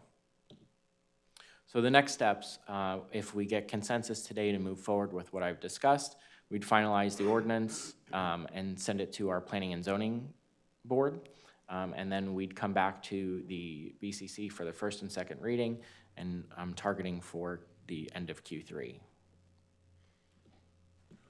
That being said, I'd be happy to answer any questions the board may have. Well, I want to thank you, first off, for your in-depth assessment of the local jurisdictions. As this took place, I did take the opportunity to visit all of those jurisdictions to see what was happening as a result of their ordinance, and specifically when you let me know where you were studying or reflecting. And I have to say that hats off to Martin County. I think that one of the biggest concerns about, hey, they're going to change the food truck ordinance was what's going to happen. Here come the floodgates. We're going to start seeing lines of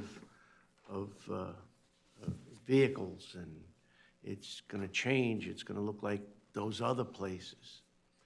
I have to say that their ordinance holds accountability. I don't know if they mentioned inverters as opposed to generators, but inverters tend to be a lot more quieter. And many of the vendors that are in the county are using inverters because they tend to be quieter. I mean, they have to put up with the obnoxious noise too to work. So they tend to look for the quieter approach. But with that, you know, there are some that do allow the sale flags and all of that. So I like what you have culminated, and I believe that we don't have to have the cause for alarm that we're going to turn into Food Truck Alley. But it gives the opportunity for commerciability and service to the community. So with that, again, noticing the the zoning, one could never anticipate seeing, on your recommendation so far, that one could never anticipate seeing food trucks on the corridors, like State Road 60, and some other applications that may interfere with the orderly flow of traffic and amongst other things. Is that correct? That's correct. Okay. Well, thank you. Yes. Chris, when this moves forward, I think part of the problem with the illustrated issue from a couple months ago was that the code enforcement violation went to the property owner versus the food truck itself. When you change this, are you gonna address that, or would it go to both? How does that look? Sure. For enforcement purposes, legally, we have to send it to the property owner, but we would also send it to the food truck owner as well. As part of this, we would require property owner authorization, and keeping that property owner authorization up in next to the DBPR approval. One of the biggest things that we've seen through all of the jurisdictions is that there's been property owner authorization to actually locate on the property, as well as a lot of them are using it for additional income by leasing a spot to them. And then as part of the no utility hookups and I guess being self-contained, that would also include no discharges, correct? That's correct. They'd have to comply with the state regulations for discharge. All self-contained. Thank you. Who does the fire inspections? Our life safety team does the fire inspections. Chris, is having the paved surface requirement, I understand it, but is it really gonna always be possible? Is it something that, maybe we should look at? I mean, if somebody's having an event at their business, it may make sense to put it on right off the paved surface, on a moral spot or something. I mean, I don't know if we can completely hold it to a paved surface. I would say it'd have to be just a substantial type of service, because you just don't know, not always paved surface available for the best location. We could build in improved surface, so it wouldn't have to be paved, it would have to be some type of improved surface. The thing about it is we don't want to run into a situation where we're having trucks locate on just plain grass that's not any bit compacted or anything, where it's tearing up grass, or they're going into an empty field and locating there on just because the zoning allows it. So with being on an actual improved surface, we know that it's not going to be impacting or having any compatibility issues. Yeah, I mean, they might have a moral parking lot or something that's compatible. I'm good with that. I just thought paved surface kind of really restricts as to what it might be on. And then an improved impervious surface, you're talking about, I mean, if it had like the pebbles or gravel that's compacted, that would be appropriate That's improved, yes. to that level of improvement. Correct. Not that it has to be an impervious surface. Because they Correct. have no discharge, so that's not the concern. The concern is just fair footing. Okay. Well, is there any member of the public that wishes like to have input upon this matter?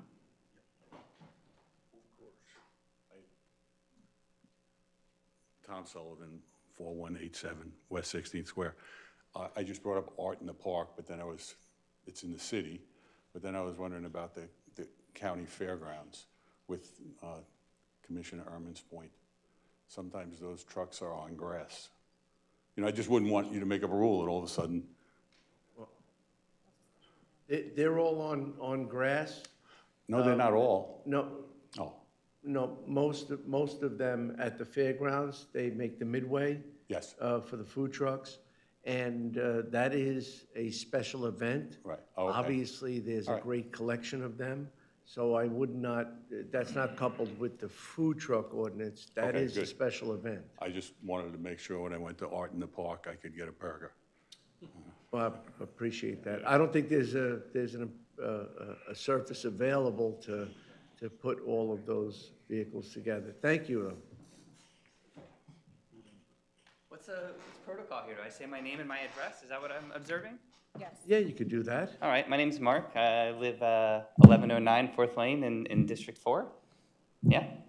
What constitutes a food truck? How do you differentiate a food truck from a hot dog cart?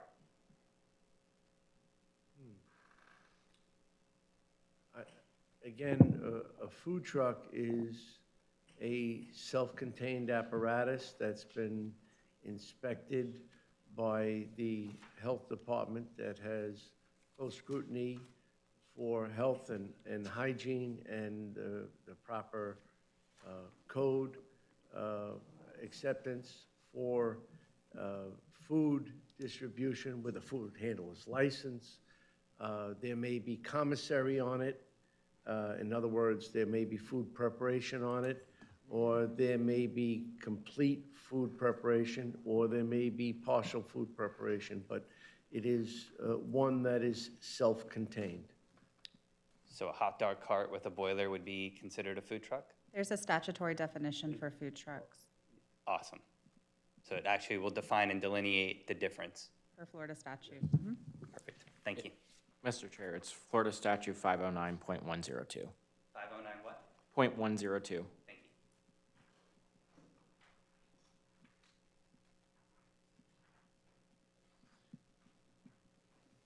Anyone else?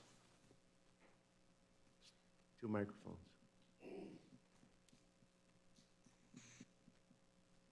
Well, the food vendors are all out working, so it's your opportunity.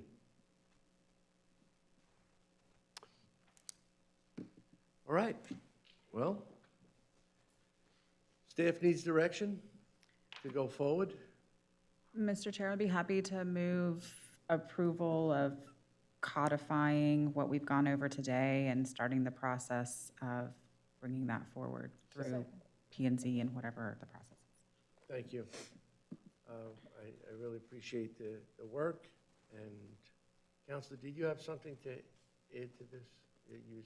Just preparing in case if I needed to answer the question about the statute, but I think it was made clear that yes, there is a definition per the statute. Oh, we're good. Okay. All right, we have a motion by Commissioner Adams, seconded by myself, to direct staff to move forward with the development of the ordinance with the legal counselors, and we'll get the process going. And any further comment? All in favor? Aye. Opposed? Motion carried unanimously. Thank you. Thank you.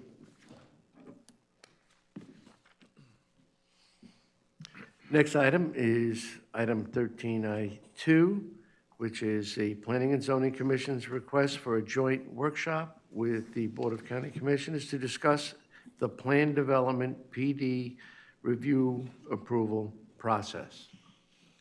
Thank you, Mr. Chair, members of the commission. For the record, Ryan Sweeney, Assistant Planning Development Services Director. At their June 12, 2025 meeting, the Planning and Zoning Commission did have a formal vote to request a joint workshop with you all to discuss the plan development review and approval process. As we all know, there's been some plan developments that have come through recently that have, spurred conversation. I don't have a formal presentation or anything for you today, but I do anticipate hopefully scheduling, if you all direct me to, having a meeting in the fall. I know we're about to enter the commission's summer break here, and the P&Z members are also kind of all over the place at the moment, so I think the fall would be a realistic target date. So it's a request for a time uncertain. Yeah, we'll make it certain once we know. And we'll work with that. Could we ask that we give ample lead time as well? Absolutely. That we don't say that this Thursday we're meeting. No, it'll be well planned out, and I'll coordinate the attendance, so. And that workshop would be obviously here, but it would be on a P&Z day, or you're going to see how it works out? Yeah, I'm gonna realistically, it probably would make more sense to be an evening meeting, but we'll kind of juggle schedules and see how that works. Well, the P&Z customarily meets on Thursday, and they also have, they work on a voluntary basis. Sure. So I want to ensure that they're accommodated as well. So they probably have Thursdays penciled out. Sure. That might work out. I don't know if that works out for daytime, but. I will start to, poll them and see where we can land. Mr. Chair? Any questions? Yes. I think this is a great idea, because after the discussion we had last meeting in reference to land development, I think we need all kind of be on the same page. I mean, you can still have your own ideas, your recommendations, but in planning and zoning would be the same thing. I mean, they see a lot of things that don't even get to us and are able to decide things. So I think it's a great idea, at least to open up the conversation, and I would ask staff to, before we have this meeting, to have a lot of information as to basically what a PD is and what problems that y'all have seen, and what things do y'all think are important for all of us to talk about. But I think this is a good idea to get on the same page and keep and not be taken advantage of, because I honestly think we've been taken advantage of on some of these PDs. So I think this is a great idea to kind of educate everybody and move forward as to where we want our county to go. I mean, these developers are coming here wanting a P&D. We ought to set the standards that still follow state law, but we ought to set the standards as to what Indian River County wants, not what the developer wants. Thank you. Mr. Chair, just a question for Ryan. Ryan, is this going to include kind of a meeting of the minds between P&Z and the commission on what a public benefit is and Yes. some of the other requirements of a PD? Yes, hopefully, yeah. Realistically, public benefits and then the waivers, which is the part that the developer is often seeking, are going to be the two key items that should be discussed. And are we going, and can you also just go over just a brief intro? Because I think this is a good educational opportunity for the public as well. What makes a PD different from straight zoning and that kind of stuff, as maybe a slide or just a... Yeah, absolutely. Okay, thank you. I think this is a great idea, and happy to, I don't know if you need a motion. Do we need a motion? I'll be happy to move approval. Second.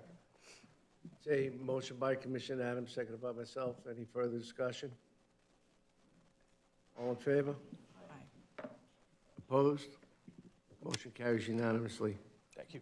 Thank you. Excuse me, I did want to comment on that. Could I? We just passed it. Well, I mean, Well, I'll tell you what, there's another opportunity for you to speak in a few minutes. Okay? surely. I appreciate it. Thank you.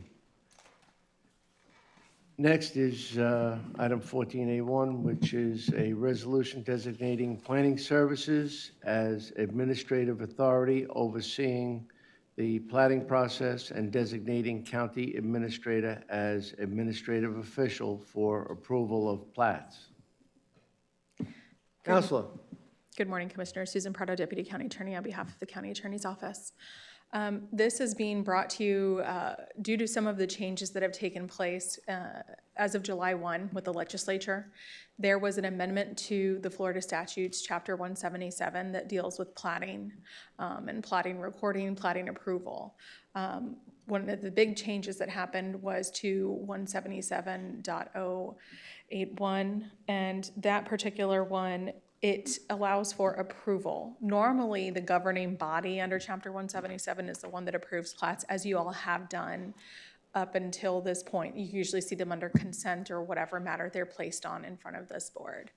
At this time, as of July 1, the legislature has essentially removed the authority from the local governing body and placed it on to be administratively approved. My understanding is the thought process, at least from the little bit of research I did behind that, was to get plats approved more expediently. Along with that, and in line with that idea, they also placed a 7-day shot clock on there for plats to either be approved with conditions, or denied. They're also requiring that an administrative authority be appointed.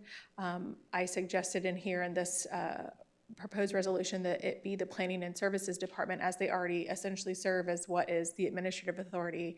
They are the department that takes plats in.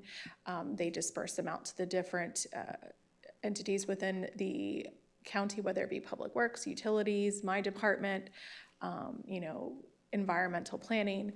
And so we can all do our review and do our fair share and make sure that the plats meet legal requirements and other requirements that need to be made pursuant to our code and pursuant to Florida statutes, and sent back to the developer.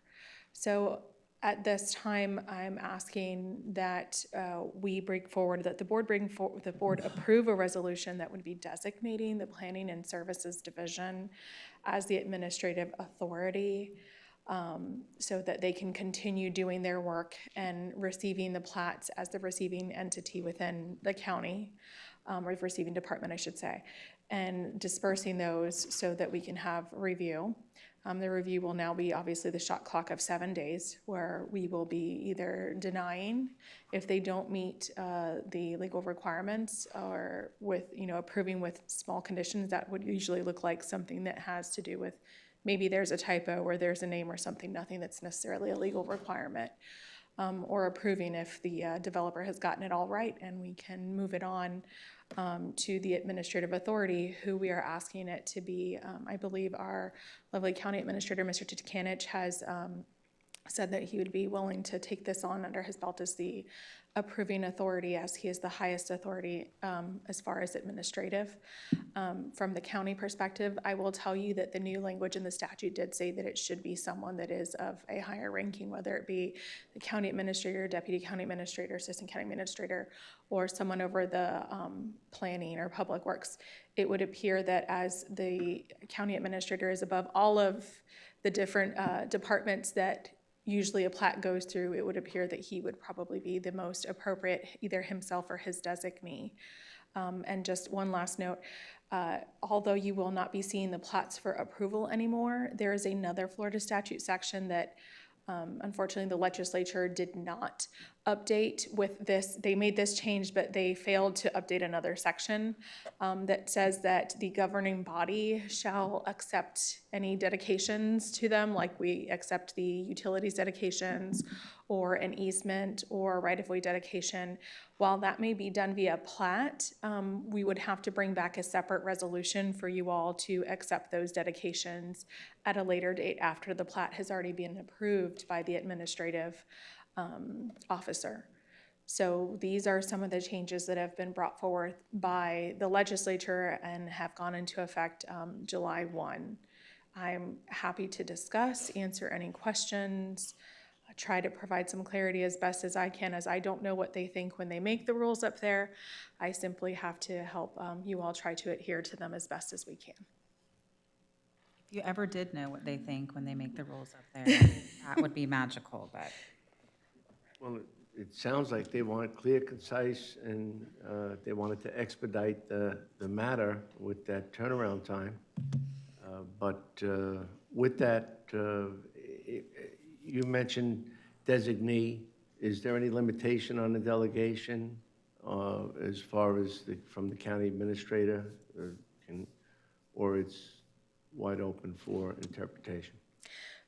It's the only thing the statute says. It doesn't really limit any sort of designation, if you will. It just says that it's preferred for it to be a higher ranking person, whether it be himself, a deputy, an assistant, or someone above on public works or planning, someone that's above and involved with the planning and platting.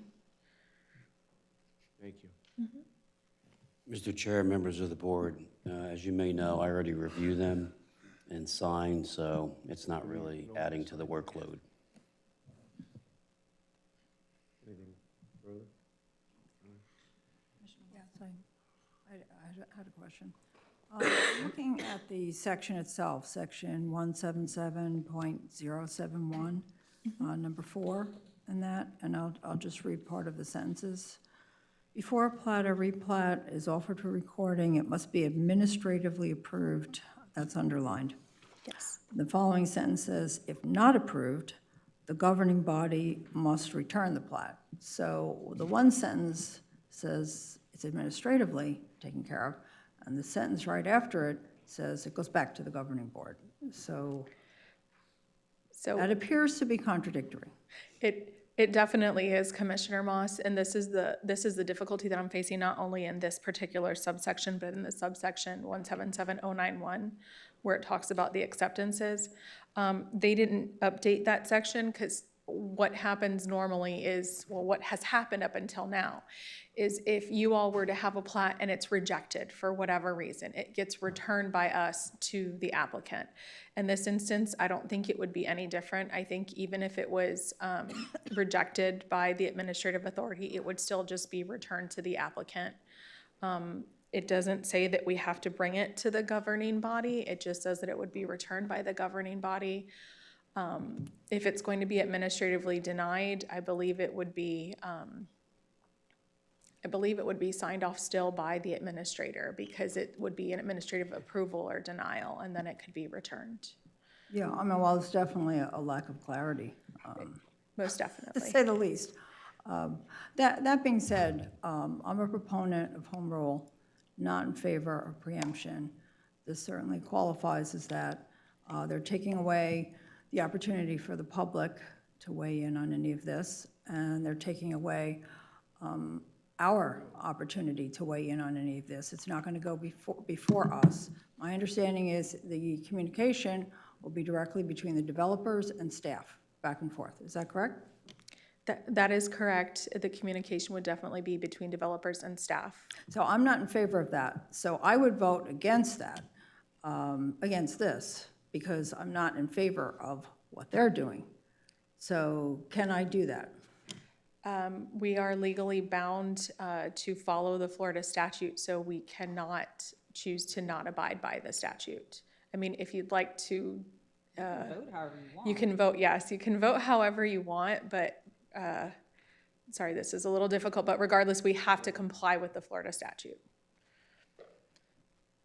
I mean, technically, Commissioner Moss, I guess the board as a whole could vote not to do this, and then the state would come down and do something, you know, that's probably not going to be pleasant.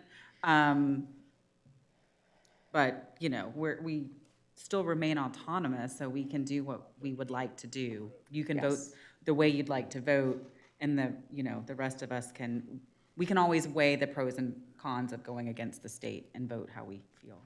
Nope. Susan can't say that, but It's as a almost, colleague, I can say that. it's almost an informational item. We really don't have a decision here. We just had to notify and approve. And it's very unfortunate, but that's the deck of cards we have to deal with. I would venture to say it's not an unfunded mandate, it's just an edict. It's just like food trucks that we just talked about. They handle all the inspections and all that stuff. They tell us to do it, and now they're telling us we have to do this. You know what? Thank you. That's a very good point. Because the turnaround time that they're asking for is 7 days. Are we able to do that? I mean, financially, are we going to have to hire people to do a 7-day turnaround? Thank you for mentioning that. Excuse me, our staff would I would say immediately conduct a sufficiency review and identify any potential issues and get that information out back to the applicant and to meet the 7-day, because again, we have 7 days to either approve, deny, or issue comments. If I may interject just to answer that a little bit. When we do deny, if we do deny, we do have to give the legal basis. So anything that we're giving comments on, the actual legal basis has to be cited. So whatever statutory reference there is, whatever sort of code reference there is as to why it's insufficient. So I would anticipate there being more denials up front just because of that. If they don't meet that threshold or that criteria, they're probably going to get it back with it doesn't meet the statutory, and then they would inevitably have to resubmit is what I would anticipate, but I don't know. Yeah, I would agree with that, and I think prior to this, we would work with the applicant to address issues, and now it's going to turn into the denial with comments and citing the statutory reason why. Well, then it's going to have the opposite effect of their intent. Their intent is to speed it up. This is going to slow it down. It I mean, always depends on the changing quality everything. of the submission, I'll say that. Pardon me? Yes. It always depends on the quality of the submission, how quickly a plat or any application can move through the process. That would be correct. So if they submit something that is legally sufficient and has everything that they're supposed to have, they wouldn't get a denial letter and they would get approved off the first bat. So it depends on if they do their work up front or if they decide to not do their work up front. Thank you. Sounds like they'll be crossing their Ts and dotting their Is, so they don't want to have that untimely delay. Because we have a time constraint as well, and that turnaround for the additional denial will also, I don't think it'll slow it down. It'll probably make them make sure that all their ducks are lined up before they submit. And Mr. Chair, members of the board, I think we'll put together a informational sheet, if you will, and forward it to all those that would submit plats explaining the new process, and then also emphasizing, because I can just tell you as a former planner, there was nothing more frustrating than seeing the same plat errors from the same engineer or surveyor. It's just like, fix your template because you're costing your clients money. So we would put together something because this is in the best interest of the client and not so much the person that's doing the plat, and it would help us as well to respond in an expeditious manner. Thank you. Is there anyone else who wishes to speak?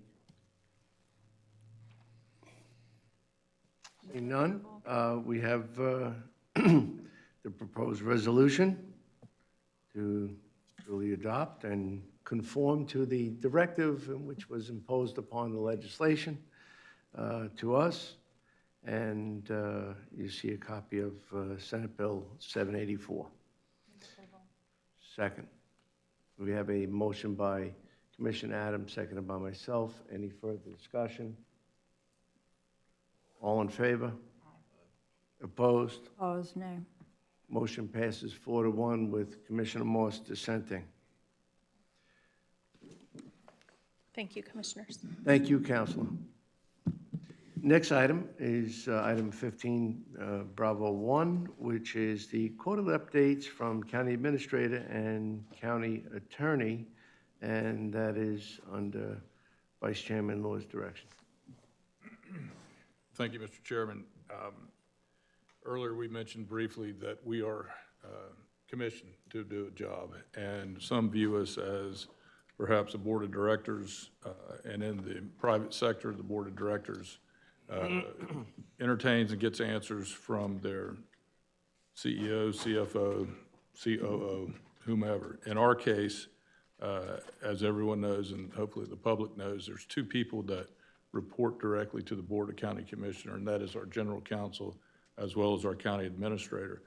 This practice was started in September, if this body recalls, just prior to general counsel coming on board. And I think it's a healthy practice. I think there's been comments that perhaps it's not a healthy practice, but I think this gives us the opportunity for all five of us to engage with our general counsel and our administrator in the sunshine, to be quite frank with you. And I also think it helps and assists in reducing perhaps, as Commissioner Ehrman said earlier, swirls of social media and the like. And I think it's extremely transparent that we hear from the two parties that report directly to the Board of County Commissioners. So with that, I would ask General Counsel Schuler to give us her update. Thank you, Commissioners.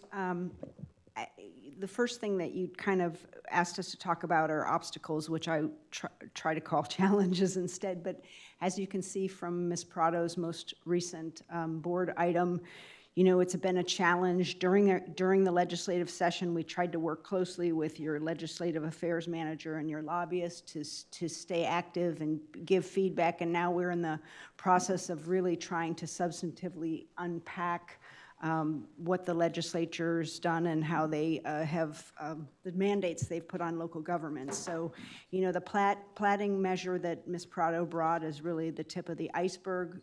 Since the session is closed, we've had one substantial debriefing with Kathy Copeland. We've got another one planned, and we're already in the process of really reaching out and trying to educate your different departments on these educate you as the board, educate the departments. We've been talking with planning. There's more planning bills that were approved, emergency services, purchasing, just to name a few, and we're going to keep working on that. And, when we're doing that, we're sometimes those laws are driving new code changes.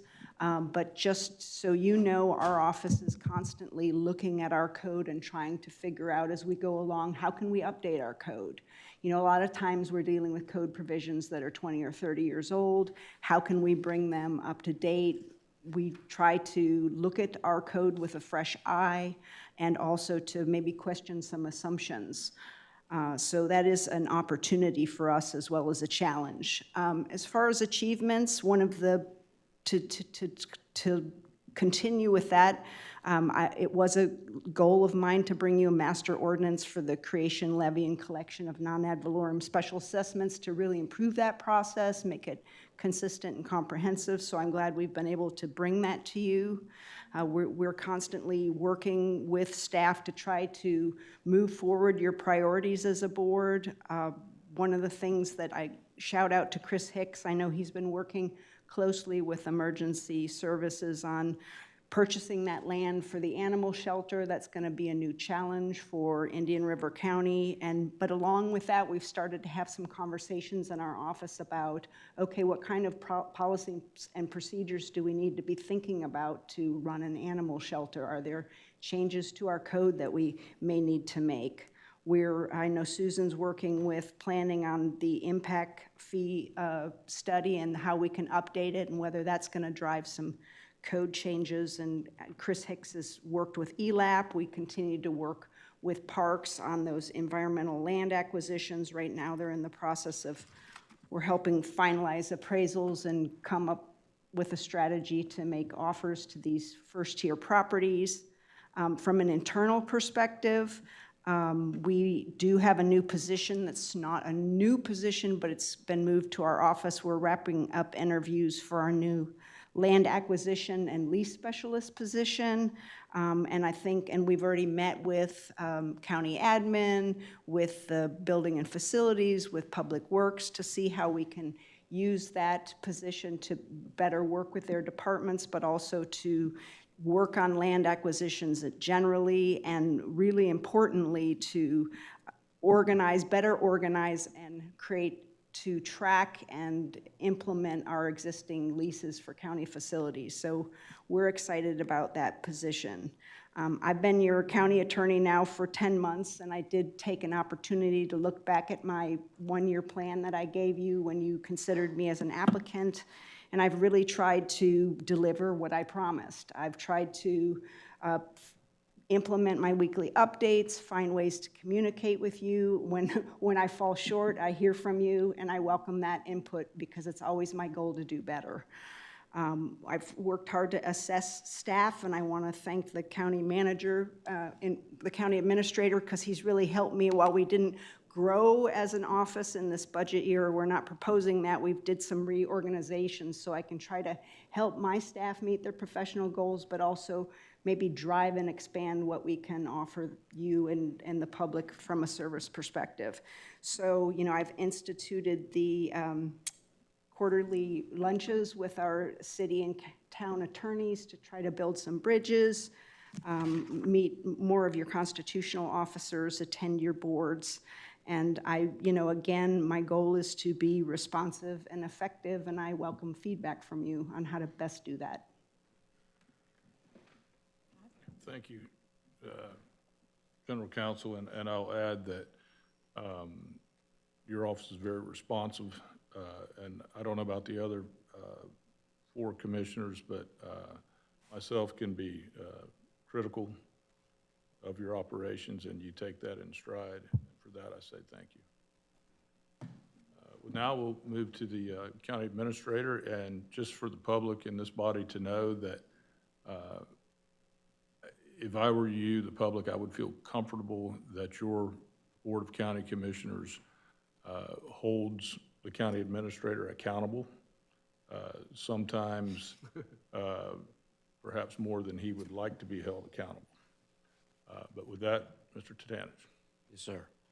Mr. Chair, members of the board, much of this past quarter has been dominated in terms of working with our department directors and the Office of Management Budget to formulate and prepare the proposed FY 25-26 budget.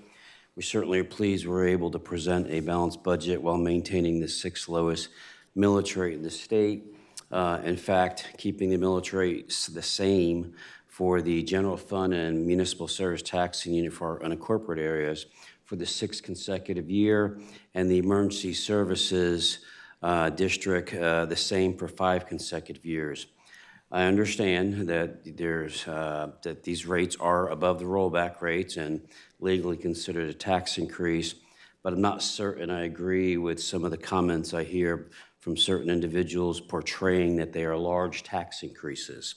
Again, the county has not raised millage rates. We've maintained them. I don't need to probably go into a lot of detail, but just remind you a lot of efforts related to SWID this past quarter. So I'll just leave it at that. Where I am pleased to report, and we've discussed, or you've been received, but we've had 21 new hires for both our May and June cohorts, participate in our new employee orientation. It's an orientation that returns, in-person orientation that returns after more than a 5-year absence. In addition to the participants, in addition to our employees participating, many of our directors and other staff are participating. I certainly appreciate the efforts of Autumn Sanders, our HR Professional Development Manager, and Suzanne Boyle, our HR Director, for their efforts. On the leadership front, I do want to thank Michael Zito in collaboration with Human Resources and Beth Powell, who's kicked off an internal, leadership mentoring program. The program provides a solid foundation for HR professional development to move forward. The leadership and management training focuses largely on our middle managers and the future leaders of our organization. So I don't know if Mike's here, but I certainly appreciate and thank him for that. Additionally, the county does continue to partner with the National Association of Counties. We currently have 16 staff members at various levels, not just directors, but assistant directors, managers, and even below, that have completed the 14-week high-performance Leadership Academy. We have 6 registered for this next August cohort, and then 2 for September, and we're working on identifying the last 4 for that. In terms of activities, I'll just share some. We did participate in the Storybook Village at the Dodgertown Elementary.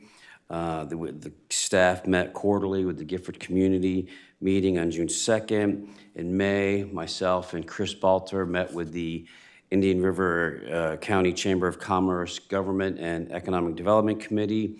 And then in June, I was a panelist at the Let's Talk Economic Development in Indian River County, in addition to working with our TIP strategies and our planning development staff as we work to develop our economic development strategic plan. The board will recall we did hold our second annual, at least since it's been returned, health fair on June 12th. And one of the biggest things this year is we concluded, in this past quarter, we concluded our centennial celebration with several events: the Jackie Robinson baseball game, USO dance event, hoses versus handcuffs softball, the music, in the park at Jones Pier, our centennial parade. Fortunately, we're able to make the parade without, major rain. Not so much for the event after, and then we had the Pioneer Family event with where we honored all the Pioneer families that were able to attend, and that was capped off with our time capsule ceremony on June 30th. Many thanks to the numerous community volunteers, our staff volunteers, and a special thank you to Michelle Wagner for all her hard work. We celebrated the opening of the Public Works Traffic Operations new building. I thought that was really interesting. We had people come out for that. And then we also did the groundbreaking for this new Sandridge Golf Clubhouse. It's a $12 million facility paid for by the patrons, those who play golf, of Sandridge, and it's not subsidized by taxpayers or taxpayer funds. As the board is aware, in May, we did have to submit a response and comment letter to the Florida Department of Environmental Protection concerning the 2025 draft Central Indian River Lagoon Basin Management Action Plan. That was productive in that Deputy Secretary Adam Blaylock reached out to myself. I got our subject matter expert staff together, and we held a call with him. And 2 important things came out of that in just late June, is that the Secretary reassured the county that DEP is going to continue, it's going to honor its prior commitment to update the SWIL model, which would subsequently update our BMAP allocations as soon as the new data is available. And additionally, he recognized Indian River County is already achieving our first 5-year milestones. I think that's important, and he provided us with a reasonable assurance that for meeting target milestones over the next 5 years will include what is learned from the new modeling results and the data. So again, I think it's encouraging news. Over the past quarter, I will share that I've held employee meetings with Planning Development Services, Public Works, and utility staff. A couple things that have happened is we have brought before you in terms of some changes to the code, the travel policy, the food policy, our procurement policy that was really a collaborative effort among all our departments, and right now it's in the hands of working with both Jennifer Hyde and the County Attorney's Office. We appreciate her assistance. That will be coming back before you on August 19th, for that initial hearing, with a subsequent hearing being either September 9th or 23rd. Just by way of updating you, I know road resurfacing is a common, issue that comes up. We did, in December, reported 17.83 miles. We've done an additional 10.78 miles. We're close to, for late 24, 25, close to 30 miles, and we spent the additional funds from the ARPA allocation. We spent that, so that has been achieved, and we'll continue to keep you updated on that. And the other thing I would add is because one of the issues that really came up, in large measure following the Oslo, park issue, and then some other communities that have expressed concerns, is our staff has started looking at, what options may exist. I know we have petition paving, but what other options may exist? How could we address some of the unmaintained roads? And we'll move forward with some of that. On the personnel front, I'm happy to report we've hired 49 people, staff members over this last quarter, and we've promoted 19. So it's 28% of the new hires or positions out of the 68 are coming from within. In terms of true vacancies, those where there's not been a new hire selected yet, we have 65. That's up a little bit from I think we were at 61 if I recall last time. But we do have about 6 positions that we are getting ready to make an offer to. The termination report, just kind of updating you. We did have a couple employees that were, that didn't complete their probationary period. We did have 2 terminations, 7 retirees, and then we had 20 staff members that resigned. And what I would note is some of them you're familiar with, that just moved on to greener pastures because they were at that time in their life, or they had a different opportunity that existed for them. And just really quickly, we continue to monitor our building permit activity and the number of open permits and the timeliness in our reviews. I continue to see the numbers going down in terms of, us being able to respond more quickly and the number of permits being issued. And this is across the board. It's not a matter of, if I say 1,660, that's not 1,660 new single-family homes. That's 60, it could be a fence, could be a mechanical, maybe replacing the AC, whatever the case may be. For the month of June, we're still obviously within that 30-day time period. We have 403 open permits out of 1,660 that came in. So, we're doing better there. We still have some open for May, and then as well as April, and some of those we're waiting on stuff that comes in. In terms of looking at some KPIs, just really quickly, going back to beginning in May, we did about 88% of our, in terms of all permit types, 88% were reviewed and completed within 14 days. In May, that number was 86%, and in June, the number is 83%. I want to thank Anthony and his staff, Scott, building permitting. They're really doing I think a yeoman's job trying to work on getting these permits in and out. And I'm not going to belabor the customer service satisfaction. I just think there's 2 metrics it's worth reporting, because I know we were in the high 60s, if I recall, before. Our permits are satisfaction from satisfied, very satisfied to somewhat satisfied is 75% now. So we're seeing that continue to tick up. And then we're also seeing our responsiveness. It's up to about 63.6%. Gang, not satisfied with that. We want to continue to work on those numbers. Before I share some really good news, I'm just in terms of the upcoming quarter, in terms of the challenges we see.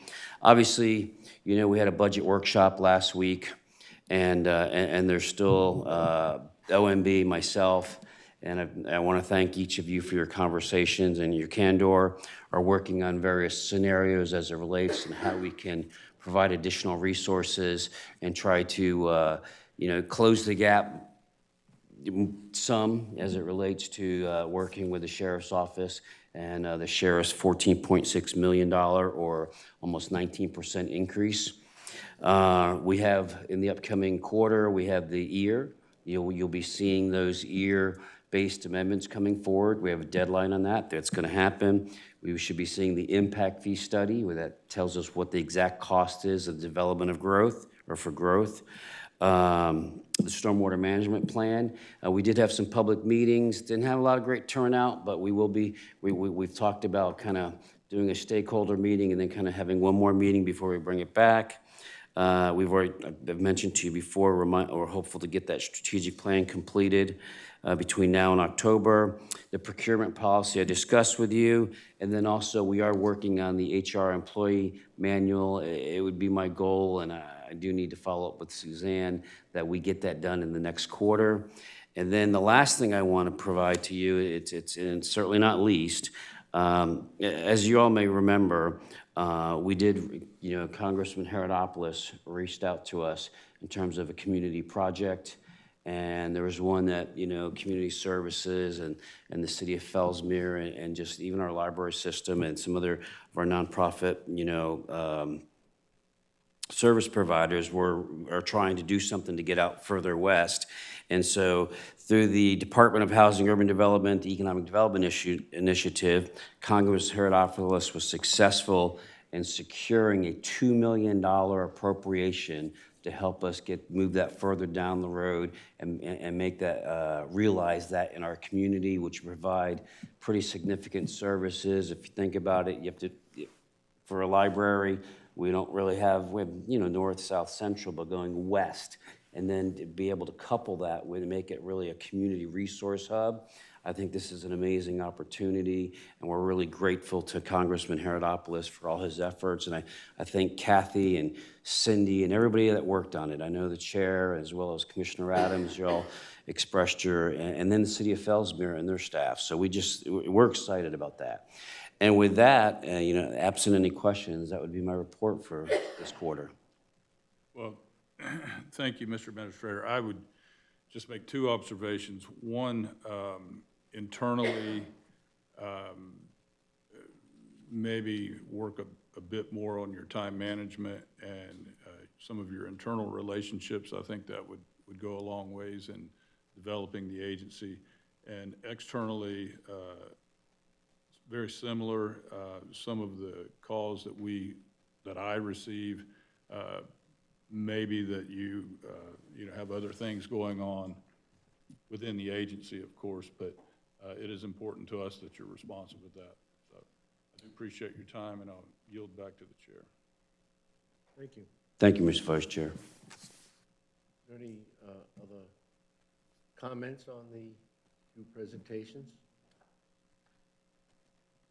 I would just like to say how excited I am to hear about the earmark of $2 million. And I appreciate staff that's worked on that diligently, both in the legislative affairs realm as well as the community services realm. So really very excited. And Mr. Chair, thank you for cultivating that relationship that's allowed us to take advantage of the goodwill of the congressman. I appreciate you very much for that, and just super duper excited. So thank you. That's fabulous news. I'll tell you what, Congressman Herodopoulos is a longtime friend, and he was committed when he was running that he wanted to have Indian River on the map, and that although he lives a little north of here, he considers this home. And he proved the point. Thank you, Mr. So we're very appreciative. Very grateful to you. Well, with that, everybody's got the information from the county administrator and our attorney, county attorney. I will say that you both have been exposed to a lot in the past few months. It's been pretty intense, and I don't know if, well, to our county attorney, I don't know if all of this was in the brochure. We've had to work in many different arenas, and you've had each member of your staff working on something different at the same time. So it's been a lot, yes, I will agree. I think you commented on that, and I want to concur. And maybe perhaps the transition as far as the county administrator is concerned with all the changes, looking at what had to be done to get where we want to be, maybe is still up the road. But I will say that with all of the assessments and the consulting work that was done, that implementation is taking place. I will comment that you're seeing more. I did hear that maybe the internal communication, I happen to agree, but by the same token, I will say that you have been far more approachable and available, especially after all of the budget setting. So thank you, and thank you, Counselor. Thank you, Mr. Chair. With that, we move on to item 16, Bravo 1, and that's the final pay for biogas engineering. Does anybody want a presentation? Mr. Chair, I'll be happy to move approval. We have a motion by Commissioner Adams, seconded by Vice Chairman Law. Any further discussion? Nothing on biogas. Glad this project is done. Is done. Thank you. All in favor? Aye. Opposed? Motion carries unanimously. And now we come to the final move, and that is to have any public comment on non-agenda related matters or whatever you wish. Your opportunity. Thanks for waiting. I couldn't get to the food truck. I was thinking, Jennifer, a tough job. The last guy, when he left, went to climb Mount Kilimanjaro, so think that through. I was just curious, the meeting that you're going to have with the planning and zoning and the county commissioners, if that could be maybe advertised a little more, maybe similar to what you did with the waste management thing. The only reason I say that is a lot of times when I come to these meetings or watch these meetings or go to the planning and zoning meetings, most of the aggravation on the citizens' part tends to be the incongruity that occurs between what the ordinances are and what people think they are. We even had it, I think, at your last meeting, where in the context of law and order, which would be someone saying, well, this is what the law says, and then people saying, well, it might say that, but we're going to vote this. And I think we would eliminate those types of situations if, in fact, the ordinances were more clearly stated, or they, I have a pet peeve, and I think it was brought up at the last meeting, which is the retention ponds being included, and they're significant pieces of property, being included in the recreational aspect of a PUD, because there's only 7.5% that's required to be recreational.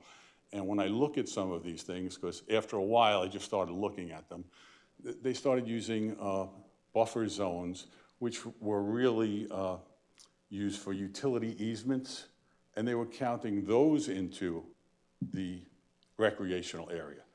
You know, now, I think we've all understood and we're starting to come to the conclusion that we've been taken advantage a little of, but I think the sophistication of how they're taking advantage is growing incrementally as we move down this process.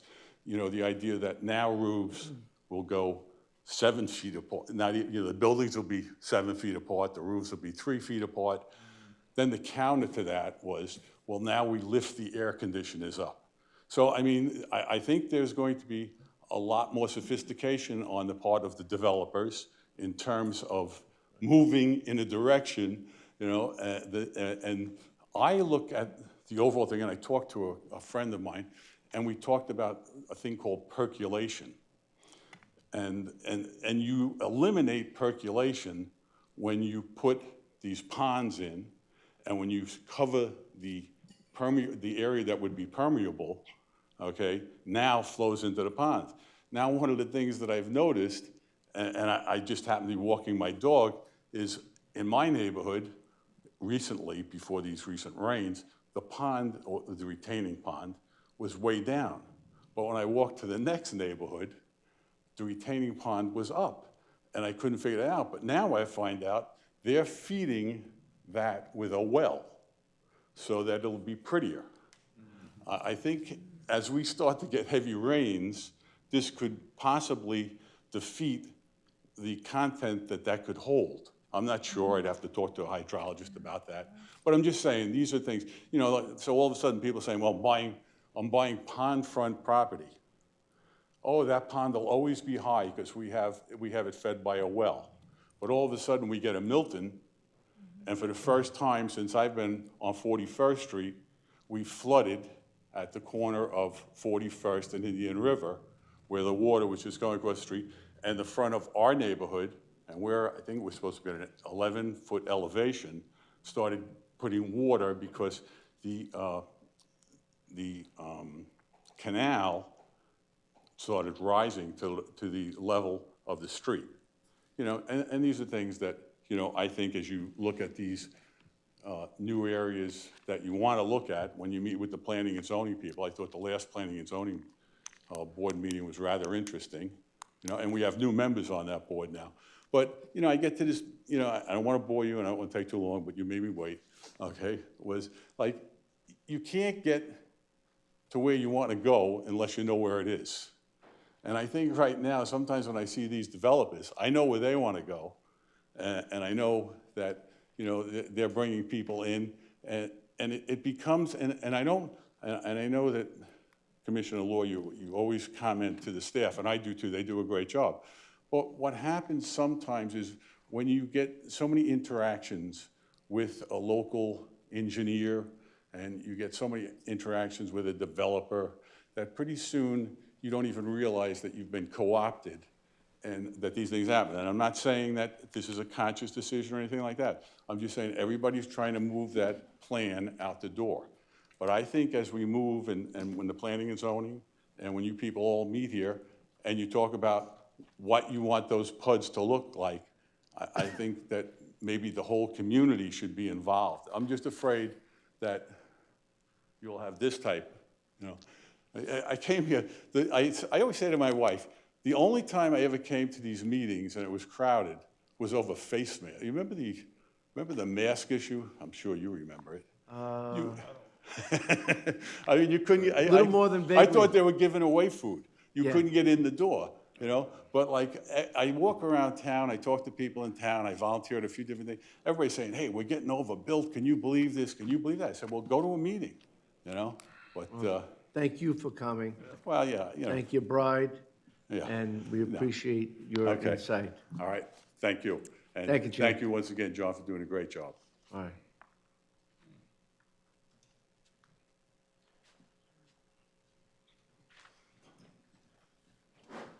Good morning. My name is Matt Redstone. I'm here on behalf of the Deputy Association.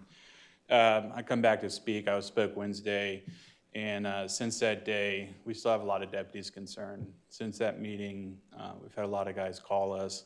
I've got text messages of all these application flyers from all these different communities on how much money they're making, and they're concerned. They're sending out their applications. They're looking at this stuff. The Florida Highway Patrol just posted on their website that they're starting their troopers at $60,000 a year. And it continues. Martin County goes on their website and says they're starting at 70. I feel these concerns. I'm a lifelong resident here. I love this community. I love the sheriff's office. My dad worked here for a long time, and I grew up at the sheriff's office. I grew up in a first responder family, so it's not ill upon me that the other first responders in this community need the support too. You know, we should be paying our first responders like our life depends on it. And at the end of the day, hopefully we can get there. Sounds like you made a few comments today on still working on that, and I appreciate that. I just look at some of the numbers that were brought up, and the sheriff has gotten an additional $21 million in the last 4 years, and that is correct. But like our deputies is facing is inflation. When we look at inflation and use that number in there, after inflationary costs, you're looking around $9 million. So our deputies are having to handle that inflation in everyday life in our community, having to pay extra prices for food and whatnot and housing. Inflation is an important factor in that. And so I sit here today in support, and hopefully that you guys will continue to hope to find the money to be able to fund our guys. We need it, not just our deputies, our civilians too. There's some passionate people that come in and spoke about our civilians. They're concerned about the comments that were made and the pay that was made towards them. They deserve every single penny the sheriff has put in their budget. Our civilians not only work in a jail setting, they do all our administrative stuff. I have civilians that go out to crime scenes and investigate crime scenes. They see the worst of humanity, and they're expected to do a great job every single time. So I hopefully you guys find in your hearts to continue to try to find the money to support our people, to support our the full cost. We don't, not only do we need pay, but we need operational costs. We need the equipment that we need to put on a great product to the sheriff and put a great product on the community. Investigations are expensive. When my dad was investigating crimes here in the 80s, you didn't have technology. Technology wasn't a thing. So when he put David Allen Gore in prison and ultimately to the chair, they didn't have technology. Everything is now technology-based. Not a single crime in our community doesn't have a technology element. Technology costs money. When you guys spoke the other day, you guys spoke about rising technology costs throughout all your budgets. You guys account for that. It's incumbent upon us as a law enforcement agency to make sure that we have all the necessary tools to solve everybody's crimes. We don't have the luxury of telling somebody we can't solve your crime, especially when there's a tool out there to be able to solve people's crimes. We need to go after that. Our community expects that. Our community expects people to be put in jail for the crimes they commit in our community. And if we continue to not be able to provide the resources to be able to do that, unfortunately, we're going to have those tough conversations of what services we cut for our community, the sheriff officers, compared to the investigations and how in depth we can get into the investigations. So I appreciate your time. Hopefully you guys find in your heart to continue to find the money to support our people. Thank you. We appreciate your time as well, and again, your added information and update. Once again, you know, I do personally. I appreciate you coming forward. I'm going to turn this into a hearing, but I did work during that time, and you know, your dad's a great guy. Yeah. And thank you for saying that, because he was one heck of an investigator, and then subsequently in another jurisdiction, and now he's still doing a little cold cases. Bit. He's trying. He won't give it up. I'll probably be on the same path. It's in my blood to serve this community, and not only my dad's side, my mom's side, and Mr. Ehrman knows that very well. And it's been a pleasure to serve this community. I want to continue, and I want to continue to make sure that the deputies we have in our community stay in our community and serve. Same with all of our first responders. We want that too. The Absolutely. institutional law enforcement knowledge and skills and abilities that the taxpayers paid for training is well embraced. Yeah. And once again, just getting back to the other comment about the 18.3 million and the 21.2 million, that was disbursement that was intended to go to salaries. And it has, And yeah. again, the sheriff has the opportunity to, and total discretion as to what he does with those funds afterwards. The record is what the record is, and there has been substantial increases. Again, it's very fast-paced, and there is work that may be done in order to bring it closer, but they're rather high expectations. Again, we have to look at what we have to be able to satisfy the request. We act in great stewardship to the taxpayer, and it is a collective process. And at the end of the day, you have to look at what resources are available, what could be applied and what could be distributed. I think you heard the comments during the actual hearing that we want to see the deputies rewarded to the fullest allowable, available amount and sufficiently so that they can have quality of life too. We do fully understand that, and we appreciate your comments today. Thank you.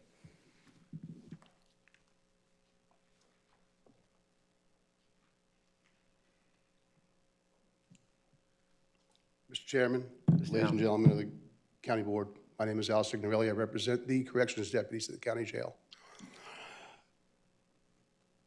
Last Wednesday, towards the end of the meeting, it was asked, where's the money going? Where are we getting, what's the bang for our buck? Everything was closed at the time. I couldn't come up here and speak, so I decided to come today. One of the things that I would like to say is that our county jail is, first, Sheriff Lohr, almost 10 years ago to today, I sat in your office and you gave me the opportunity to represent the women and men, citizens of Indian River County. When we shook hands and left, you welcomed me to the best jail on the east coast of Florida. I would like to stand here and say that we are the best in the state of Florida now. Florida Model Jail Standards rates us as a top jail in the state of Florida. The Florida Corrections Accreditation Commission just rated us as the #1 jail in the state of Florida. Even the county health inspector rates us in the top 5 kitchens in the county for cleanliness and well-run kitchen. Out of 67 counties, that's quite an accomplishment that we've done over there at the county jail. Currently, our population is at 487. That's as of today. Corrections has taken over the courthouse, run security over there. Our relationships with the courthouse has gotten to a point where we now have pretrial release, where we have approximately 150 citizens out on pretrial release, with 80 of those being on GPS. That saves the population of the jail. Otherwise, our population would be somewhere around 570, which means we would have to open additional space and have more overtime. Our relationship with the courthouse has been such over the past few years that when somebody comes in a trespass charge and they have a medical issue, they have to go to the hospital, go to intensive care, we've been able to go to the judges and get them ROR'd, so that burden's lifted off the county taxpayers. Our medical staff and mental health staff have improved so much over the past 4 years.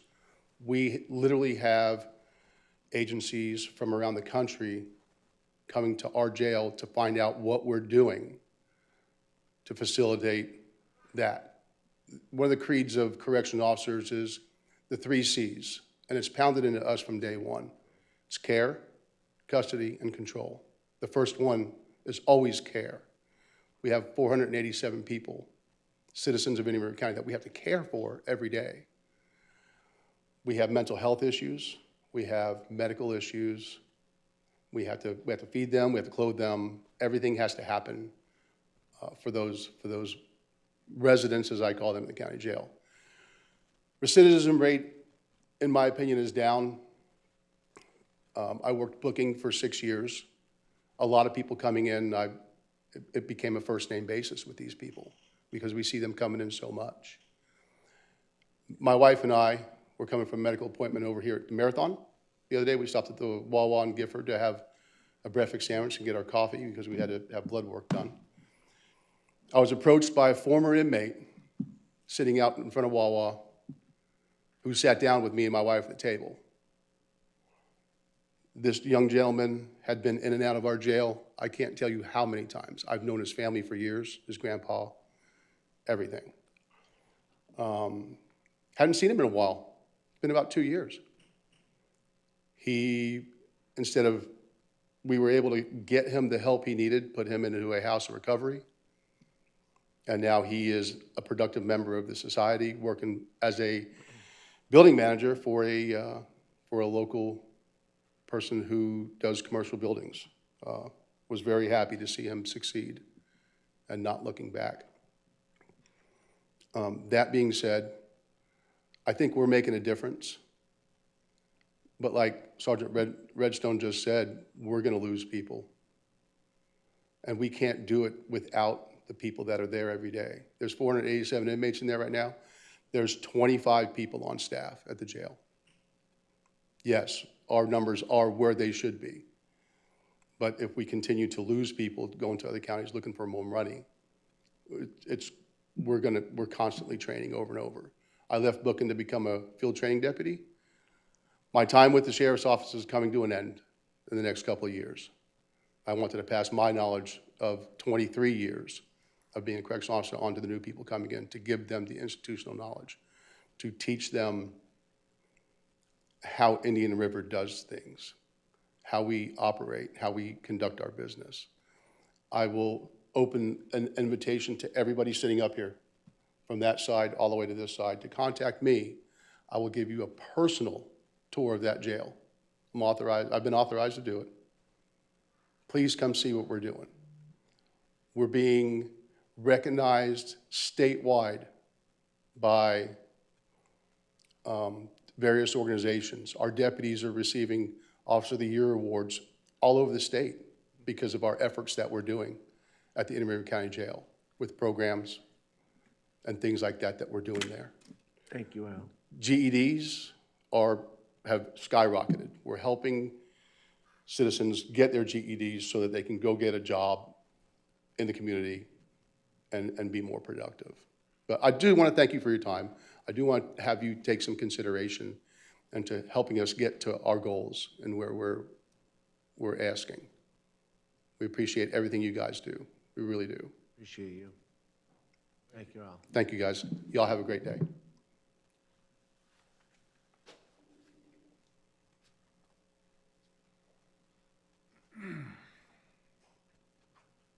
Anything further?